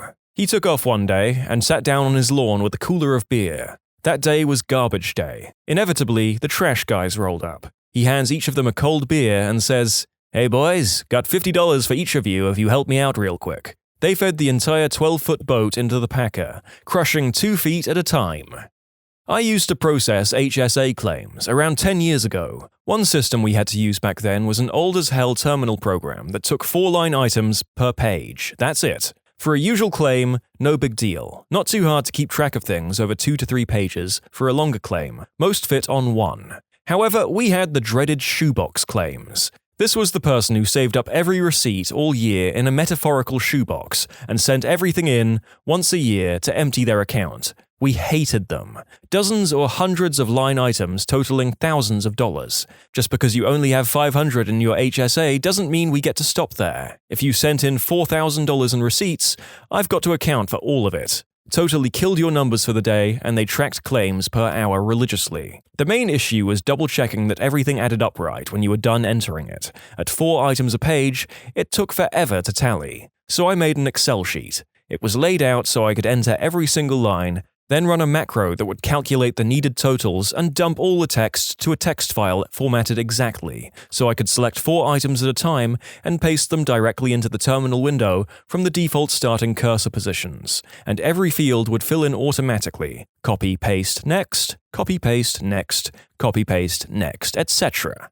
It easily halved my entry times with way less work. Finding any typos was much easier. I just had to look at one column organized sheet instead of scrolling through God knows how many pages of terminal text. It was great. I showed it to my manager so the rest of my team could use it. She was horrified I would use something like that, as no human was double-checking as they went along. This despite demonstrable improvements to my error rates on large claims after I started using it. She ordered me to stop using it and forbid anyone else in her team from automating any part of their job at all. I kept using it for all of the 2 months I stayed there after that. I had some of the highest claim per hour numbers and lowest error rates on her team. I never developed any more tools for them. Flip her. I wonder if this individual ever got found out, but hopefully if they have, their results speak for themselves. Worked as a cashier during the holiday season back when I was 16. The supermarket was selling drinks by the boxes, and at that time we only had barcode scanners that was at the front of the computer. No gun-type scanners existed. I was lazy and didn't want to carry boxes up to the scanner, so I politely asked the customers if I could carve out the barcode from their box to scan and keep. Some agreed, some didn't want to, but eventually I managed to amass all the barcodes needed, labeled them and kept them in a file for easy reference. Apparently, some other cashier got green-eyed at my smart move and complained to the chief cashier, who promptly lectured me on, bullcrap alert, how it's dangerous for me to scan such barcodes as I might scan the wrong things. She told me to throw it all away and carry the boxes like I was meant to. I mean, I was young, so I could, but the other cashiers were older and some were elderly and needed the customers themselves to help carry the boxes to the scanner. But whatever, I guess jealousy trumps common sense. Was a temp. Got hired for the day to print 30 packets with 100 pages each. Why would it take a day? I asked. Our printer doesn't collate the pages, so it will take you the day to sort the pages into the 30 packets, they said. Right. It was a standard office Xerox printer. It took me all of 30 seconds to find and click the collate button. Clicked the staple button while at it. All got printed by itself into a nice stapled packet, and I got paid to browse internet for the day. They thought I was a genius for fixing their printer and gave me glowing recommendations to the temp agency that led to more jobs. Well, there's our second just use the feature included in the office equipment story for the day. Funny that. At my last job, a truck suspension shop, we did inventory every December, and it was someone's job to count out all the washers and screws of every size. It was my first inventory, and I casually mentioned that they should just weigh one screw or washer, then weigh them all and divide the weight to get the count. Everyone looked at me like I had given them the key to the universe. Counting washers and screws went from a day or two to just a few hours. Herding yak with a drone takes the cake for me. They run from it and oddly fear it, which is surprising considering they have literally 0 aerial predators. We only did it a few times because it really makes them uneasy and it doesn't treat them well. But it is very effective and easy, and you can herd them from over half a mile away from inside the house. Automated 70% of my job in a large finance firm as an intern. Never disclosed it and got easy money for 6 months. I spent the time doing courses and applying for my grad school. Got my admission letter during the final 2 weeks of my internship and never looked back. Pro tip, Python and Excel can be your best friend. Worked in a huge hotel by the airport. We had a layover with over 400 people. I think we were 3 employees. They had buffet for dinner and then left to go to bed since it was 1 or 2 a.m.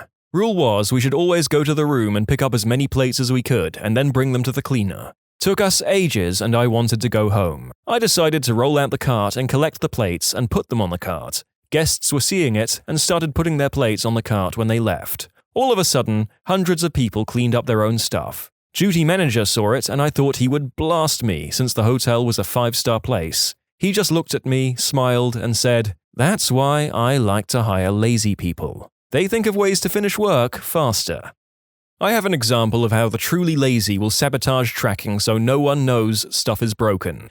There was this guy at a software company that does integrated software systems. He hated his boss at his job and apparently most of his team. Every time he was assigned a bug to fix, he would mark it resolved and assign it a no-reply email address associated with the team.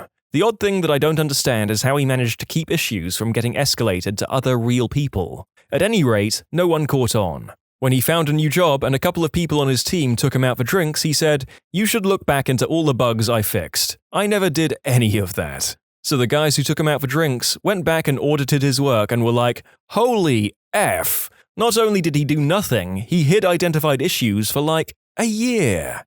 Must have been an EA Games dev. Was tiling a bathroom floor. One young guy I was working with was cleaning up when we were done. I told him to take the leftover tile downstairs to the truck, and then went back to cleaning what I was doing. 10 seconds later, I hear this huge crash and then a soft, "Oh, right." He had gone out onto the balcony and dropped them down into the truck, shattering over $100 worth of tile. He said he thought it would be faster. He wasn't wrong. I'm in corporate accounting, and I'm the only one in my department with a CPA. Of course, I have to take continuing education for my license, and I usually take as many hours of Excel courses as I can each year. By learning the keyboard shortcuts, advanced formulas, and a bunch of useful hidden features in Excel, I'm able to get most of my work done in less than 2 hours, then spend the rest of the day browsing Reddit and watching YouTube videos. Thank goodness our cubicle walls are high, or I'm sure they would have fired me by now for being on my phone 6+ hours a day. I look back at my time in corporate accounting and often realize just how much effing around I did at work, with literally no consequence. Other than month-end close, I feel like I sat on Reddit a solid 4+ hours a day. If I had improved my Excel to the point of knowing how to write macros, I would have been on 7/8 of the day. It made a lot of sense why the company I worked for decided to push for job documentation for 2 years, and then outsourced the work to offshore accountants. Sometimes I wish I was still in that job, and some days I'm very, very happy that I changed careers. There's a story that I've heard a few dozen times about a toothpaste company that had accidentally sent out cases of their product that had a few empty single boxes of toothpaste. The company had endeavored not only to rectify their mistake, but to ensure they did not repeat it. They hired an engineering company that designed a scale and an alarm shutdown system. If an empty carton was passed down the production line, klaxons would be triggered and a full stop would initiate until the offending box was recovered and an all clear had been entered into the computer system before production could resume. The company paid through the nose, but was ultimately pleased with their failsafe, and the engineers patted each other on the back. A few months pass and the engineers returned for quality control. The toothpaste company reported zero margin of error for weeks. Turns out, one of the minimum wage hairnet types on the assembly line didn't appreciate the sound of klaxons or working with the computers, so he or she had aimed a large fan at the production line before the scale that blew the lighter, empty cartons off the conveyor belt. Problem solved. Amazing. By teeing off the regular workforce with annoying alarms, the engineers motivated the factory workers to solve the problem themselves, after several thousand in R&D into the scale system. During my internship, my professor gave me line graphs on paper and asked me to find the coordinates by drawing horizontal and vertical lines. It would have taken hours, if not days. I thought to myself, I couldn't be the first one who is lazy AF. So I googled it, found this cool free-to-use software, Web Digitizer. Step 1. Scan the graph. Step 2. Mark the X and Y axes in the picture. Step 3. Grab a beer because you've got the nicest mother-flipping graph you couldn't have drawn yourself in a million years. My professor was so happy, she asked me to document the method and mail it across the entire department. Yes, I did share my original method with my professor and the entire department. 1. She was a really supportive professor, and I wanted to return her favors, even if the software might have been the tiniest help to her work. 2. The original developer of the software made it available online for free. He could have made it a paid service, and believe me, researchers would have paid because it is that good. But he kept it free for all of us to use, and it was my responsibility to share his work as much as I could.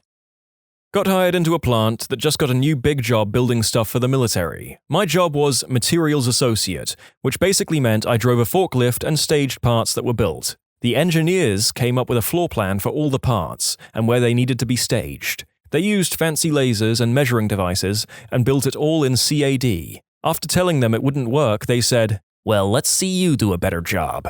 I organized the 50,000 square foot warehouse so that each part was close to the machines that used them. It followed the first in, first out method, and each department knew where their parts went when they were done making them, by putting up signs and whatnot. After that, my job was basically pointless because the warehouse ran itself. I decided to teach myself how to use the welding robots in my downtime. Fast forward 3 years and now I'm an automation engineer at one of the largest parts suppliers in the industry. P.S. Robots are very easy to learn and operate if you're struggling to find what you want to do in your career. Places are hiring with minimal experience too because there is a lack of people in the automation field. Get a 1-year college certification in mechatronics and you can make around $40,000 to $60,000 starting, depending on location. Back when I was a cashier at Borders, we had to keep a certain percentage of Borders rewards transactions. I was good at my job and was able to get into the high 80s, low 90s every month by being a good salesman and convincing them to get it. There was another guy I worked with that had an insanely high percentage, and I didn't understand how he did it. We later came to find out that he would just swipe a card and put it into people's bags without saying anything about it. He got caught and was given a warning and put on probation instead of being fired for cheating. Fast forward about a month and I find out he's getting promoted to work on the floor with all the movies and stuff. I could not believe they promoted him after all that stuff and looked me over. Someone that was actually a hard worker that did a really good job and often would have people compliment me to my managers. Then again, the management there was crap. I eventually got fired from there because the guy covering for me while I was on vacation got fired, and they somehow expected me to know and come in. In high school, we do 4 book reports every year. A friend of mine did his on each Lord of the Rings book and The Hobbit freshman year, and turned in the same 4 book reports for the rest of his time in high school. You switched English teachers every year, so nobody ever caught on. I was never brave enough to try the same thing. I once ordered a painter to paint my bathroom walls. His price was pretty extortionate for the small job, and he only had a relatively small brush to complete it. It was a pretty lousy paint job because of the small brush, so a few weeks later I finally convinced myself to get another painter, but just a cheap one to go over the bad job done by this other guy. Instead of using just a brush, he had a huge roller, and consequentially got the job done much quicker. He did a great job and charged significantly less than the other guy. Lee from Lee's Painting, wherever you are, thanks. I was once on a US military ship having breakfast in the wardroom, the officer's lounge, when the operations officer, OPS, walks in. This guy was the definition of not a morning person. He's still half asleep, bleary-eyed, basically a zombie with a bagel. He sits down across from me to eat his bagel and is just barely conscious. My back is on the outboard side of the ship, and the morning sun is blazing in on one of the portholes, putting a big, bright circle of light right on his barely conscious face. He's squinting and chewing and basically just remembering how to be alive for today. It's painful to watch. But then zombie OPS stops chewing, slowly picks up the phone and dials the bridge. In his well-known, "I'm still totally asleep" voice, he says, "Hey, it's OPS. Could you shift our bar pat? Yeah, 165. Thanks." And puts the phone down, and then he just sits there, squinting, waiting. And then, ever so slowly, I realize that big blazing spot of sun has begun to slide off the zombie's face onto the wall behind him. After a moment, it clears his face and he blinks slowly a few times, and the brilliant beauty of what I've witnessed begins to overwhelm me. By ordering the bridge to adjust the ship's back and forth patrol by about 15 degrees, he's changed our course just enough to reposition the sun off his face. He's literally just redirected thousands of tons of steel and hundreds of people so that he could get the sun out of his eyes while he eats his bagel. I am in awe. He slowly picks up his bagel, and for a moment I'm terrified at the thought that his own genius may escape him, that he may never appreciate the epic brilliance of his laziness, since he's not going to wake up for another hour. But between his next bites, he pauses, looks at me, and gives me the faintest sly grin, before returning to gnaw slowly on his zombie bagel. In high school, I had an absolute butthole of a teacher. He gave me a binder that had the name, address, phone of every student in the entire district, including the names of all their siblings. I was to type this in, even though it was already printed out. I asked if it was already printed, why was I typing it? He said they paid an outside firm a bunch of money to do it, but the state pulled the funding and the firm refused to provide the files. And now the district didn't have the money to do it again, but they still needed the data. I was super teed off about how tedious of a job I was given, and complained to no end. He knew that I was the winner of a typing contest and agreed that this one project would be my entire grade for the semester. If I could manage to get it all entered into the computer by the end of the year, I'd get a passing grade. If not, I'd fail. After about 2 hours of data entry, I decided it was a bullcrap job and downloaded OCR software, scanned the whole thing in, and spent a day or two correcting scanning mistakes. My plan was to spend the rest of the semester goofing off and pretending to work. That lasted about a week before the teacher caught on. He then proceeded to start giving me more stupid, tedious work and said the previous deal was now off. I found out that part of the reason the deal with the consulting firm ended badly was his fault, and told him I was going to the school board with this information. We decided on a new plan. My grade for the semester would pass as an A, but I had free time to take on other classes the teacher offered. I used this free time to complete 1.5 other courses. In conclusion, my laziness got me 2.5 course credits in the span of time that I would have only gotten 1. What was the funniest police encounter you've witnessed? I once transported a man who sang ABBA the whole 2-hour drive. I asked if he was on something in case I needed assistance walking him in once we got there. He said, "No, if I have to be punished, so do you." So then we sang ABBA together. It was awful. Did he know a bunch of songs or even one all the way through? Or was it just like, you can dance, dancing queen, over and over for 2 hours? One that my dad liked to tell. He was behind a car at a traffic light and noticed that the driver seemed very nervous and kept glancing in the rearview mirror. It was a long light, so he had time to run the plate to check for any abnormalities. Sure enough, the driver had reason to be nervous, as he had stolen a shiny new sports car, and the marked police car behind him seemed to have figured this out. For whatever reason, Dad ended up in a lot of car chases in the 33 years as a cop, and started carrying a helmet to keep from getting banged up as much. When the car came back stolen, he reached over, grabbed his helmet, put it on, and tightened the chin strap. Expecting the guy was now going to run as the lights turned green, he caught the driver looking back at his now crash-helmeted self and gave a huge grin, indicating he was ready for an epic car chase. As soon as the lights turned green, the driver went through the light and pulled over before Dad even turned on the lights and siren. When Dad got to the window and asked him why he had pulled over, the driver said, "Sir, this car isn't mine, and honestly, I was gonna make a run for it, but then I saw you put a helmet on and I knew you meant business." Running a clearly intoxicated woman through SFSTs, or standardized field sobriety testing, I'm trying to check her eyes, which calls for her to keep her head completely still and follow my finger with her eyes only. Every time I move my finger to the side, she just keeps looking at my face. I remind her several times to follow my finger and eventually ask her if she plans on trying at all. She gently touches my cheek and in her slurred, drunken speech says, "How am I supposed to concentrate when you're so fricking handsome?" I was flattered. She later spewed on me at the jail. Ah, boozy and very flattering older ladies. I don't always miss working at bars with people like that, and I'm sure that any number of them could have ended up in a situation like this. The best one I ever had, I remember it was about 10 or 11 at night, not too early, but late enough that it was easy to catch speeders on the highway, doing 30 or 40 over the limit. The speed limit was 90 km per hour, and this vehicle is off in the distance, and I clock him at a zoomy 70 km per hour.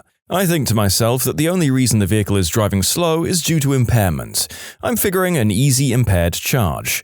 After pulling the vehicle over, I approach the driver, shine my light in, and see a very elderly gentleman. He looks at me and said something along the lines of, "Why did you pull me over?" I know I wasn't speeding.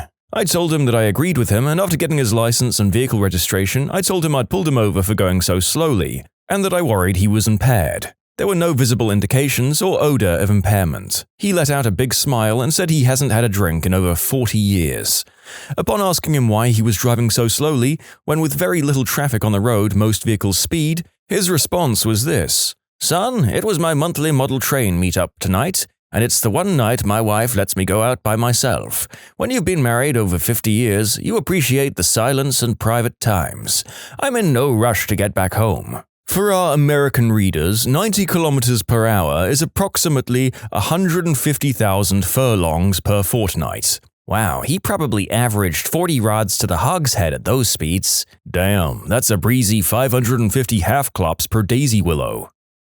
Almost every time I've ever been pulled over, the cop takes my license and after calling it in, comes back with it and asks me to get out of the car. I get out, stand up, and they say, "Holy crap, I thought 218 centimeters was a typo." Then after some laughing and chatting, they let me go on my way. A couple of times they've even taken my photo selfie style. It's kinda funny, and only the crustiest of the new recruits ends up writing me a ticket. I remember my friend and I were behind these factories that were near his childhood house. We always wanted to go back there and just look around. As we were down there, a cop car rolls up on us and I immediately thought we were going to get in trouble for trespassing. The cop asks my friend what we're doing here and then points to the sign where it said, "No trespassing." I was shocked by my friend's response. He begins to speak Spanish to the cop, telling him we were abiding by the law. He tells the cop in fake broken English, "We no trespassing. We only two people. Sign says no trespassing." I literally had to hold in laughter, but the cop burst out laughing and told us to go home. There's a homeless guy in my city who has a few mental issues. He's typically easy to deal with, so we normally leave him alone. But every now and again he'll do something that warrants an arrest or a trip to the hospital for a mental health evaluation, and when he realizes that he's about to be arrested, the very first thing he does is take off his clothes. This guy is about 5'2" and has absolutely the largest wang that any of us have ever seen. He'll then run into the street and dance with his giant dong flapping all over the place while we try to take him into custody. He will even occasionally drop a dookie during the process. Most of us officers who have some time will do anything to avoid him, or send the rookies to do the duty work. Ah, meat spinning the first-timers I see. Good work, Corporal. You know what they say, crap flows downhill. My neighbor is a cop and he just told me the story of how he pulled over a lady and her little 3-year-old kid who looked very frightened of him pulling over his mum. Before he could say anything, she said, "Oh, honey, don't worry. Police officers are our friends. This nice man is supposed to make sure we all follow the rules." Got the lady for 13 over in a pretty empty street, ran her information and was going to give her a ticket, since it was 13 over in a 35. The kid said, "All right," when he started walking to his car. "Wait, I'm having a birthday tomorrow. You don't have to bring anything. I just want all my friends there." Too cute to ticket, and the mum said he could come by. Little man's getting a cool Lego set too. This sounds like the premise of a really adorable family movie. Cop comes to party and falls in love with single mom. Adorable child is what brought them together. I also want to make clear that policing is not an effective way to prevent or reduce crime. Abolition is possible. I wouldn't watch this movie unless it engaged with the cop leaving his job. Not me, but my brother. He was driving our family's 1980s minivan home and was flying down a hill. The cop nabbed him at the bottom and asked him if he knew how fast he was going. The only response he had was, "Well, honestly, officer, the speedometer tops out at 85, so I really have no idea." The officer cracked up, but still gave him a ticket. When I was still in field training, I was doing traffic stops with my field training officer, or FTO. We stopped this one kid who I felt like I'd seen before, but he also happened to have a warrant out. I said, "Hey man, I'm sorry, but it seems you have a warrant and I'm going to have to take you in today. Can you please step out?" He opens the door and glances back at my FTO and hesitated for a second. I saw him target glancing toward the parking lot across the street, so I asked, "You're not going to run on me, right?" And he said, "No ma'am, not from you. I've seen you at the gym." "But you'd run from my sergeant?" "Oh yeah, I've seen him at McDonald's." I couldn't hold it in. Haha. Can't fault the kid's logic, although I have to say that half the people I've seen at the gym can't run for crap either. Gains and cardio together, people. At a previous employer, our main data center was about 10 minutes up the road from the office. Trips between the two were commonplace, we all ran back and forth frequently. This day, we were having a connectivity issue to an entire rack of gear, and I was flying over to the data center to troubleshoot. There was construction between the office and DC, and it had been there for weeks by this point. Fines are doubled in construction zones in the state I live in, and I'm usually careful to not speed in them because those tickets are expensive. Because I was mentally reviewing why we were down and in a hurry, I failed to see the motorcycle cop sitting dead center of the construction zone with his radar gun pointed in my direction until I was in third gear and 10 over the posted limit, which was 20 over the construction zone limit. He nailed me and we both knew it. Since I knew he was coming, I just pulled over into the next parking lot and he came in behind me. Damn. 30 over in a construction zone. This is gonna suck. I grabbed my paperwork out of the glove box and waited for him to do his preliminary check before he came over to talk to me. As he walked up, I greeted him by saying, "Hello, officer. I'm a dumbass, aren't I?" He stared at me for a quick second like he was trying to maintain his composure and just couldn't do it. Started chuckling, and then after a couple of seconds he burst into these deep belly laughs. Probably laughed for a good 30 seconds before he responded, "Well, just remember, those are your words and not mine." I admitted to the offense, but asked if he could please get me back on my way quickly because I had this fire going on at work. He was really cool about it. He still wrote me the ticket, but it was for 11 over, and he put the location as an intersection that was past the construction zone. That was about $900 less in fines that I'd be potentially facing, and made it an infraction I could take traffic school for instead of paying the fine. Super awesome guy. In conclusion, sometimes being cooperative and lightening up a not-so-great situation does help. I blew by a cop once, probably doing like 30 miles per hour over the speed limit on a back road.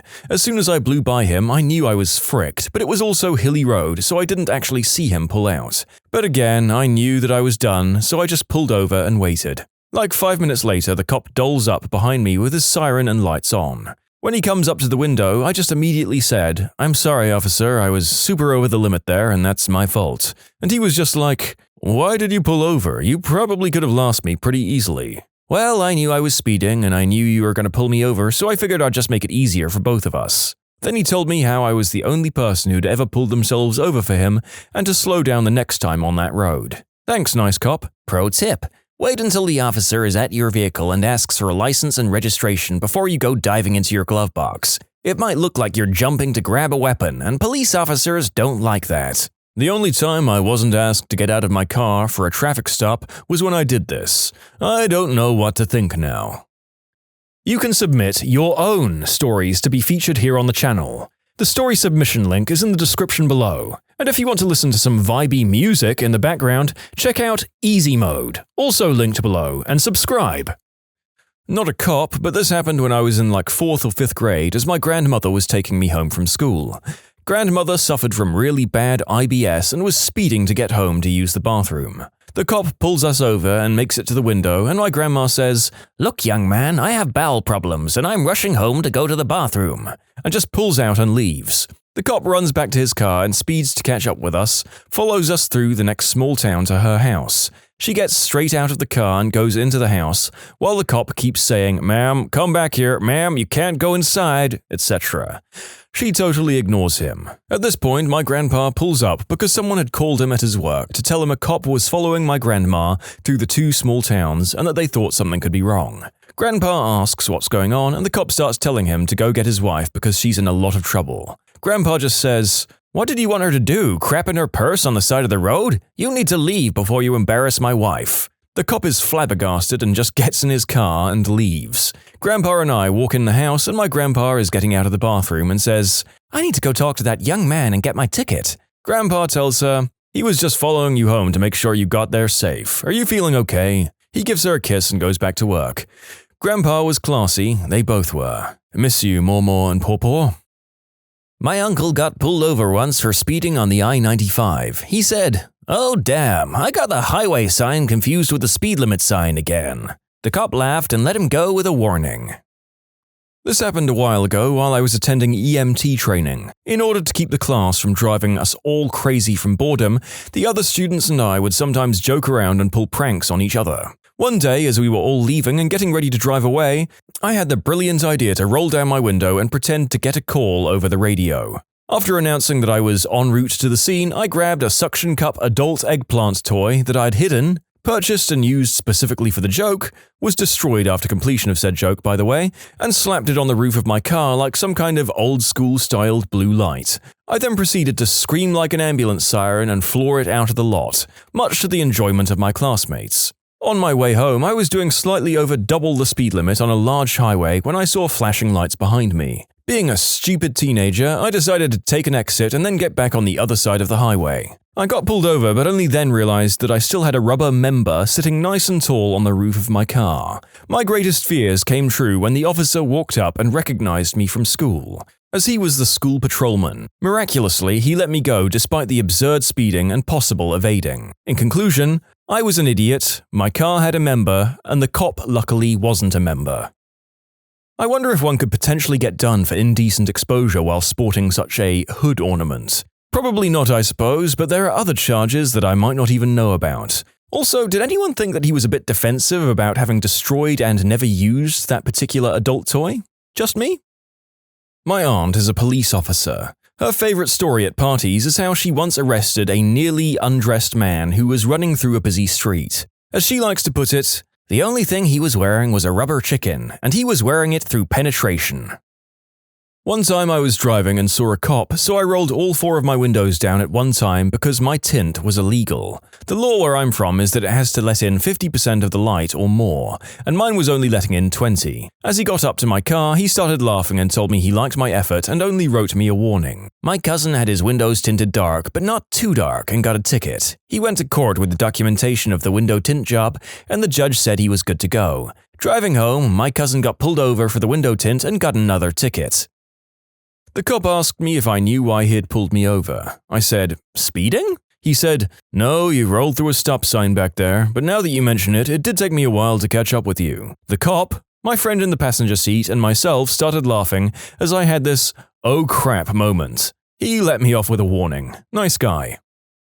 Not a cop, but I made one laugh once when I was a little too drunk and laying on the sidewalk in a bar district. "Son, what exactly do you think you're doing here?" as he taps my shoulder with his boot. "Hopefully I'm reminding you of someone else you like because this was just the worst first impression." He laughed and helped me find some Gatorade and my friends instead of arresting me for public intoxication. So, Officer Brian, if you're out there, things are going much better, and thanks for being cool with me when things were just starting to get better. 100% true story. A few friends and I go out for our buddy's 21st birthday party, and he proceeds to get rickety wrecked. I'm talking like doesn't know his own name wrecked. So we lose him. Josh is gone. The next morning, I get a phone call and it's Josh. Apparently, he had left the bar, wandered for a while, found a construction site, and fallen asleep on a stack of plywood. He was awakened by a nudge to the shoulder, and he jumps up, still kinda drunk, and there's a cop standing beside him. The cop asks him, "Son, what the heck are you doing? It's dangerous to be sleeping out here, especially in this part of town." Josh is standing there in khakis and a button-down shirt, but he's clearly still inebriated. He bends over, picks up the hard hat, puts it on, and says, "I'm just early for work." The cop bursts out laughing and lets him call a friend to pick him up. Josh sounds hideous. Oh, I want that to be true. If it is, it's the best drunk story I've ever heard. I'm not a cop, probably closer to a criminal, but one night about 6 years ago, I had a local cop near peeing himself. I was walking home from the pub one night when I decided I'd rather get some snacks and call a taxi. I walk up to a gas and convenience store and open the door. I noticed no one was at the cash register, so figured they were in the bathroom. I grab a sandwich, some chips, and a giant piece of beef jerky and go to the checkout. I call out hello a couple of times and then jumped out of my skin when the alarm starts to go off. I panic and start to run out of the door, and then I stop and grab my food. Then I say to myself, "Wait, I haven't actually done anything." So I pull out my cell phone and call 911.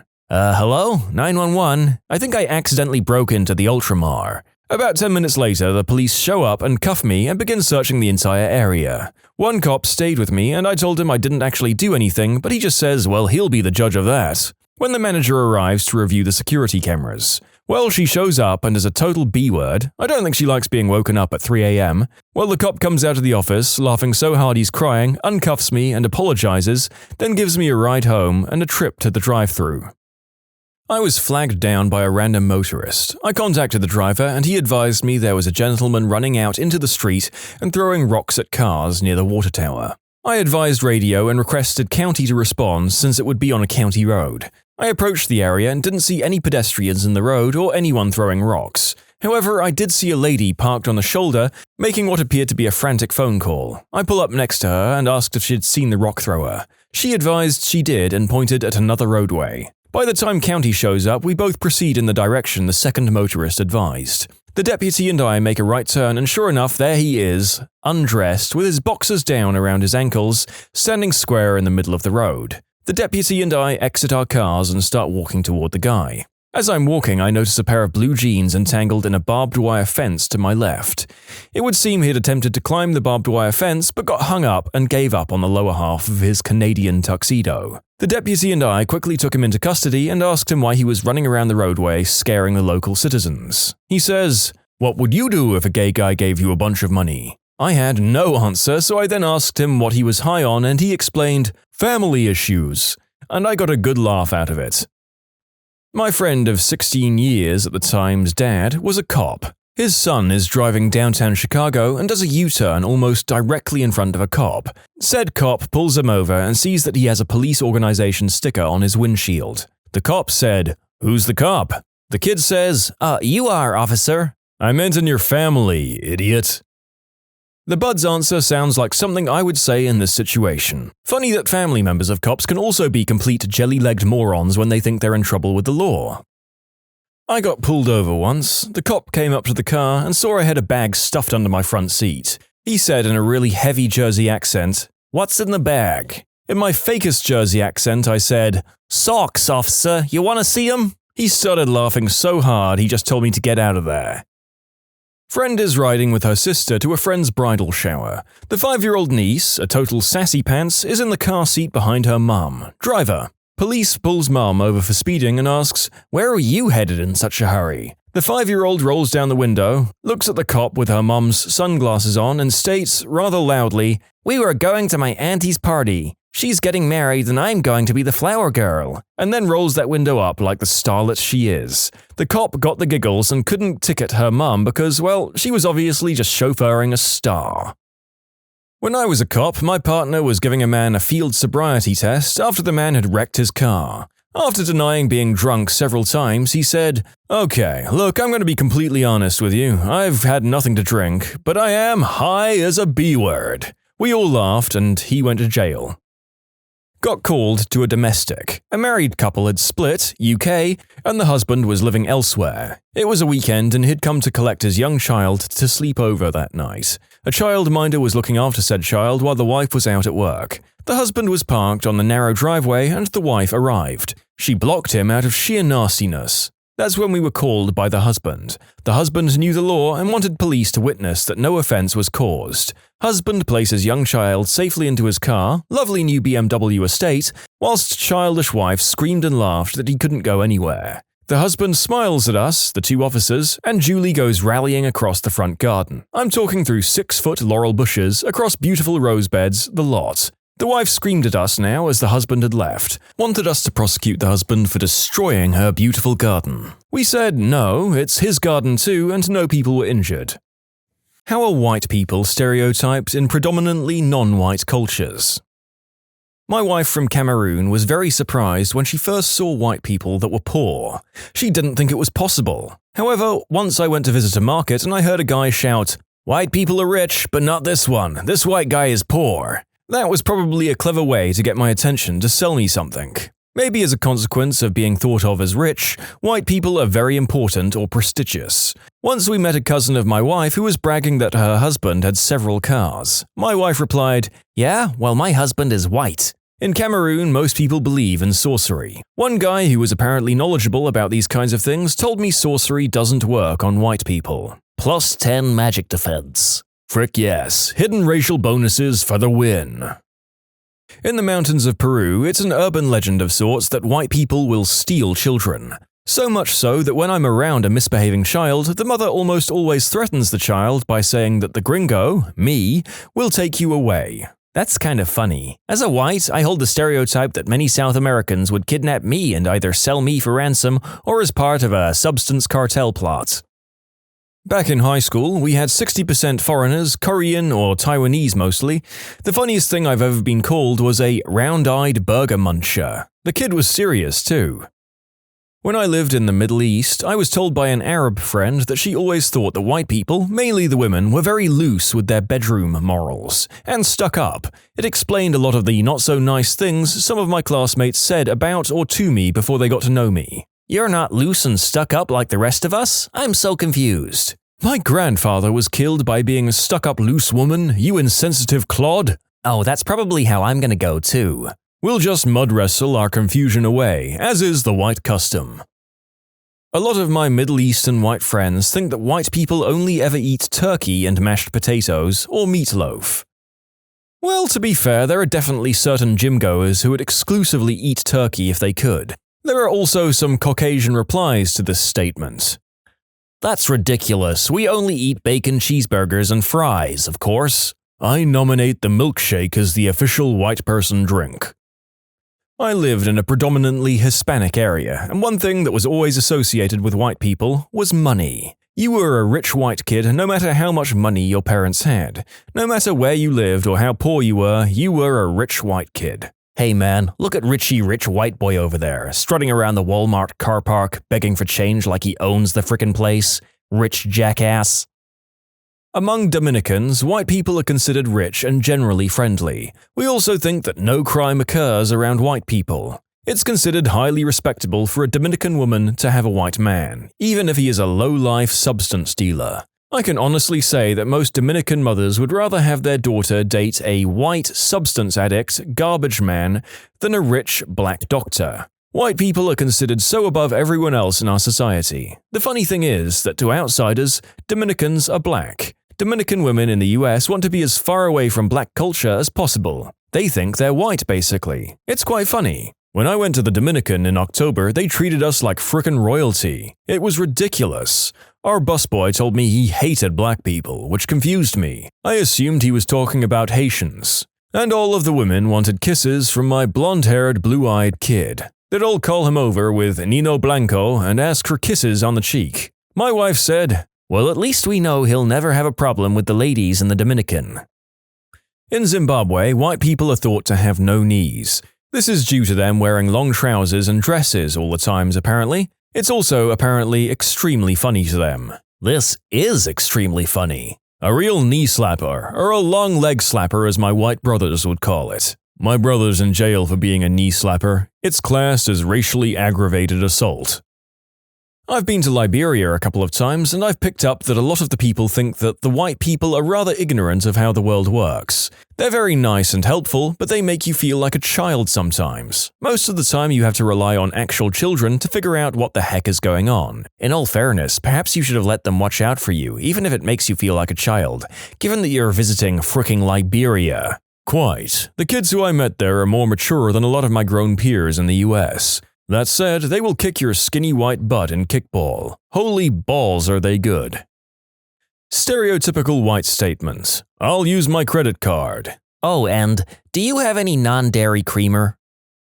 I used to live in South Korea, and according to my friend, there's a belief amongst a few Asians that white people are less evolved because they have more hair. I'm a balding white male. Am I evolving? Will I get superpowers? My chemistry teacher always said, the more hair I lose, the more head I get. That's actually a brilliant joke. Most kids won't realize the dirtiness of it until they're long gone. Or I need to get my mind out of the gutter. I've lived in Tokyo most of my adult life. There's a stereotype hierarchy that goes from foreigner, that's the most important, then to the subsets of white, automatically considered a loudmouthed American who only speaks English, or black, automatically considered a hip-hop gangster who only speaks parody MTV English, or Asian. Yes, that's a stereotype in Japan. You'll be considered a dirty, poor Asian. I'm a musician, and unfortunately my appearance means I fall into a further subset, dangerous foreigner, probably a drug dealer. Because in Japan, everyone assumes most crime is by foreigners. Actually, crime by foreigners is proportionately much lower. So I get stopped by police all the time. I should add, just as being a black guy in a nice suit getting a coffee in Manhattan is a very different experience from being black with sagging pants and walking into a truck stop in Alabama, so Japan has a wide range of contexts which will affect your treatment here. My friend from Vietnam always talks about white people being crazy. He'd say if a black or Asian guy wants to kill you, he'll just shoot you. But if a white person wants you dead, he will eat you and commit the unspeakable act on your family. Well, to be fair, in Vietnam, it's not hard to see where this one came from. White people dance with their elbows instead of their hips. False. I do not dance at all. In your face. Then you ain't no friend of mine. White guy here, but when living near the border, I had 3 different Mexican guy friends tell me on 3 separate occasions that white women are freaks, i.e. promiscuous and adventurous to the point of intimidating. Apparently, I've been hanging around the wrong white women. Nah, you just haven't been hanging around enough Latina women. White women are freaks in comparison, going by general cultural tendencies. Oh, I know, the Mexican girls had flirting perfected beyond all comprehension, but from what I could tell, that's as far as it goes. See Pierce Brosnan's quote as Julian in The Matador. After flirting with some Mexican schoolgirls, he says, "I hate these Catholic countries. It's all blushy and no..." redacted by the narrator of this video. Where I grew up, the word for white man was mzungu. Came from the word kuzunguka. It means to walk around in circles. In my opinion, this is a good basis for what they thought of white people. They sell shirts with Mzungu written on them in Kenya, presumably to tourists. My white father bought one because he thought it was humorous to have a shirt with "white guy" written on it. Did you grow up in Zambia? I was there this past summer, and wherever I went, people would point and yell Mzungu. Note to self, if ever in Africa and people yell Mzungu, start walking around in circles and observe reaction. I have one of those shirts. I bought it in Uganda and it says, "My name is not Mzungu." I heard that word so many times in those 2 weeks that when I finally saw the shirt, I just laughed and threw copious amounts of money at the lady. They knew how to work the tourists, haha. I mean, it sounds like it would get you laughed at in the country for wearing it, but if you don't mind, great. Also, I hope you wore it back home just to confuse people. In Western China, where seeing a white person is so rare that people would stop dead when they saw me, stare, and often pull out a camera to snap some pictures of or with me, white people are considered beautiful, fashionable, sometimes ignorant, and a little sneaky. They assume we all speak English. Most people assume that I was British, I'm American, because I'm skinny. In fact, I had people ask me, after finding out that I'm from the US, "Why are you not fat?" I didn't talk a lot of politics with everyone, kind of a touchy subject in China, but I talked about it with the family I was living with. They thought that Americans were warmongers. They thought it has been too long since we had a real war on our soil and we've forgotten what it's like. We go into war to try and help people, but their opinion is that war helps no one. Some Koreans jokingly think that a lot of white American people greet each other with, "Yo, what's up, man?" with the hand grab chest bump. Every male I know under age 22 does this regardless of race. Male under the age of 22 here, hand grab chest bump overcomes all barriers. As a Chinese person who mainly grew up in the United States, I don't know much about how whites are stereotyped in China, but my parents do. Essentially, in China, people have a love-hate relationship with white people, wanting to be like whites, which is mainly just Westerner. They want to be this way because of the power and status it represents, but at the same time are resentful of that power and status. By the way, in Cantonese, a slang term for blacks literally translates to fermented soybean, because of the black color of fermented soybeans. People will fall head over heels around a white person to the point where they'll just hire random white people to attend important parties or become spokespeople for their products. Contrast that with the disdain that they have for Chinese that come from America. My mum once said that if you, as a Chinese American, ever want to go back to China, that you'll get better waiter service if you bring along a white friend wearing a business suit. Sad, but true. There was an Economist article a while ago that talked about how Chinese were crisscrossing Europe to buy a lot of Western goods because it was a symbol of status in society that you could afford to buy those things. Many Chinese, likely due to a lack of education and exposure, are what I'd like to call extreme passive racists. This means that they have very stereotypical views of other ethnic groups, but they don't plan on taking action on those beliefs anytime soon. I'm sure it's like this for many other cultures as well. So you're saying that if I moved to China and bought all my suits, I could do well for myself without a full-time job? I'd schmooze and eat for a living if that was an option. Yes, in fact, there's a lot of people whose full-time job it is simply to be white and wear a business suit as part of a group of people in China. Now we know what Barney Stinson's job is. Ha! Please. You can submit your own stories to be featured here on the channel. The story submission link is in the description below. And if you want to listen to some vibey music in the background, check out easymode, also linked below, and subscribe. I went to Nepal last year, and apparently they believe white people never work. I was helping build playground equipment, and crowds of people would show up to watch. They would gawk for hours. It weirded me out, and this is what I was told when I asked. When I was in Nepal, some kids bathing in the local river yelled, "You're American, you eat cats." I thought it was hilarious. My Asian friend told me that all of her friends always felt that the white people they'd encountered smelt like milk, all the time. I've heard this too, and it makes sense. People tend to give off odors based on their diets. Only white people drink so much milk and cheese. Most of the rest of the world is lactose intolerant. Washichu, he who takes the best meat for himself. I'm a white guy who lived on the Pine Ridge Indian Reservation for a few months. I always thought that Washichu was the only slur I've ever been called that actually bothered me. A young Oglala told me it means takers of the fat, for white people killing buffalo and only taking the fat. The best part. We had a little joke or pun at meals. Who took the last piece of fry bread? Washichu? Other stereotypes held by some Oglala were that we're all incredibly hairy, which we pretty much are compared to most Native Americans, and that we're all uncircumcised. I still don't really understand the uncircumcised thing, but I saw that a lot in graffiti. In Gambia, we think you're really nice. Seriously. I live in Bangkok, and here, white people are seen as rich, culturally disrespectful, and for the men, specifically, randy deviants. Also completely unable to eat spicy food. There's a few stereotypes I grew up hearing about in an immigrant mixed race, South Asian and African, family in the West. These mostly seem to be about middle-class white people. Note, I'm simply reporting these, I don't agree with them.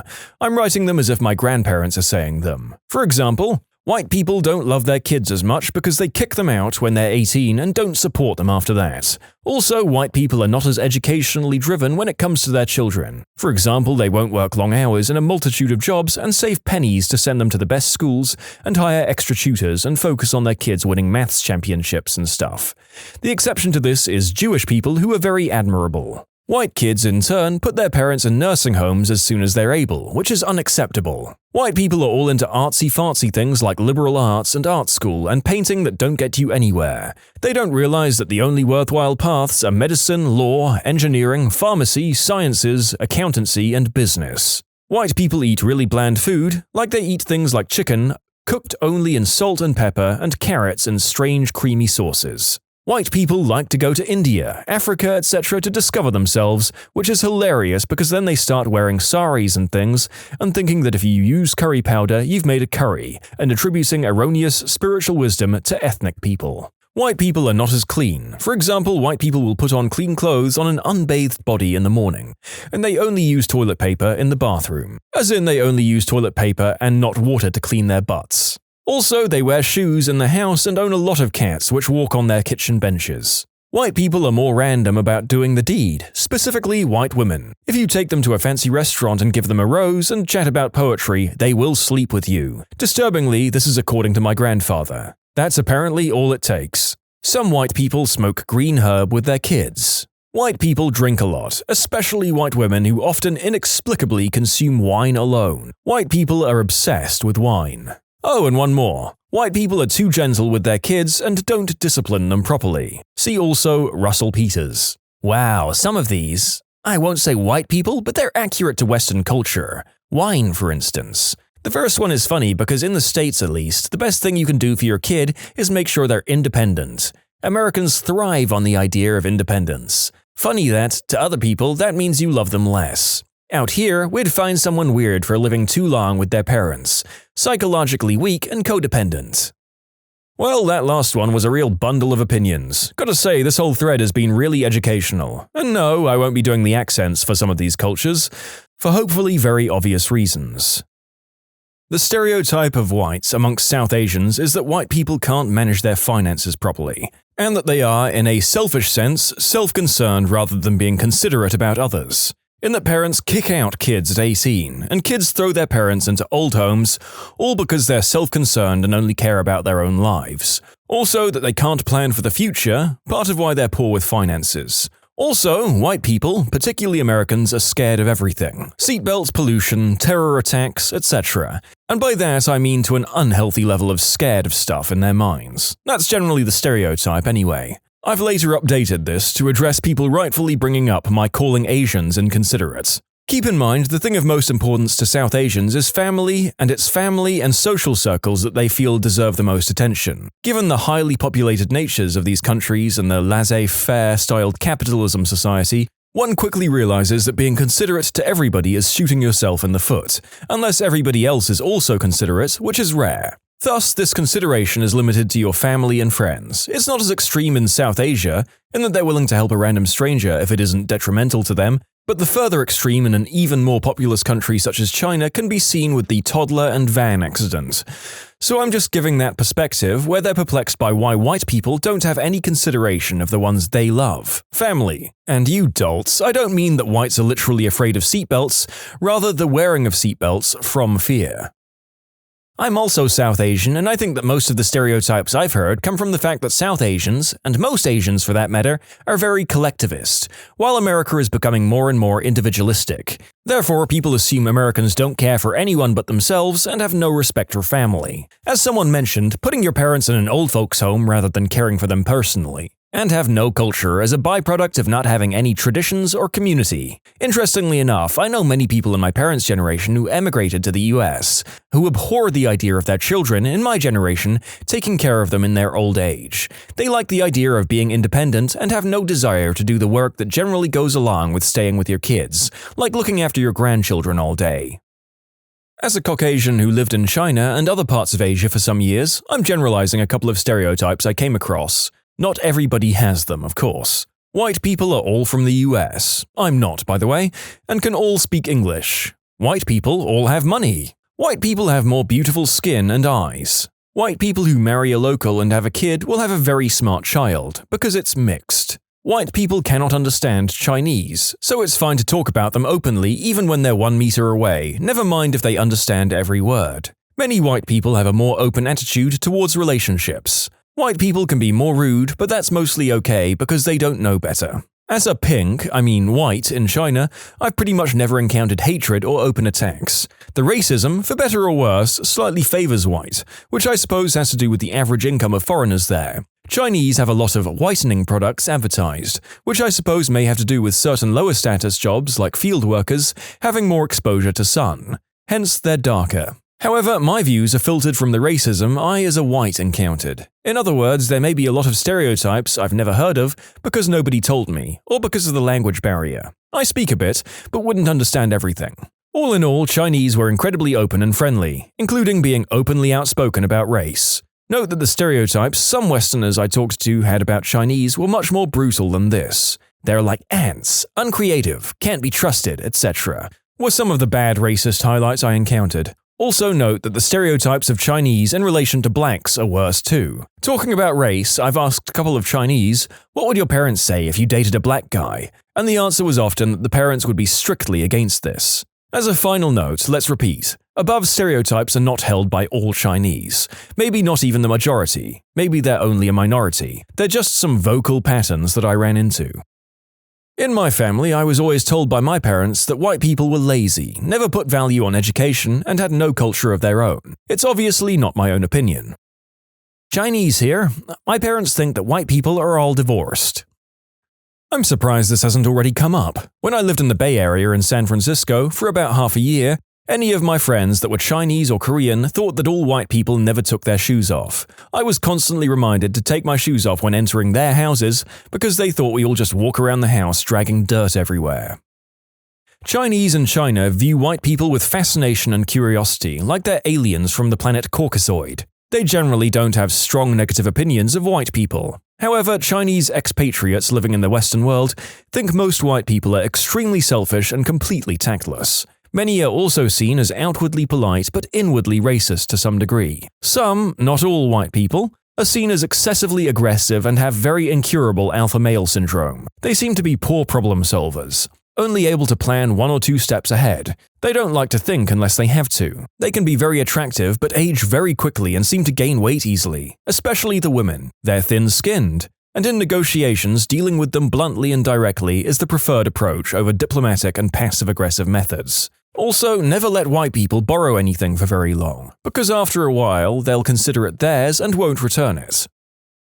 I lived in South America for 9 years, and the predominant stereotype is that white people are rich, entitled, and immoral. White women are seen as easy. The former comes from nearly a century of abuse from the US government and corporations, particularly the latter. US tourists most certainly do not help alleviate this. The latter comes from adult flicks. As a white guy, I ran into a lot of prejudice until people realized I was far more South American than American culturally, and spoke perfect Spanish. These feelings mostly manifested in me getting charged roughly 10 times the cost a local would, whenever I went anywhere or bought something. Until I began to haggle in Spanish and they realized they'd made a mistake in judging me. I wanted to offer my own experiences and noticed most of the comments up top refer to Asian stereotypes. When you subscribe, make sure to hit the bell to turn on notifications. Put the playlist on in the background to finish listening to all the stories, or if you want some vibey music to put on in the background, check out easymode. If you like Am I the Genius, give Am I the Jerk a shot. Everything linked in the description.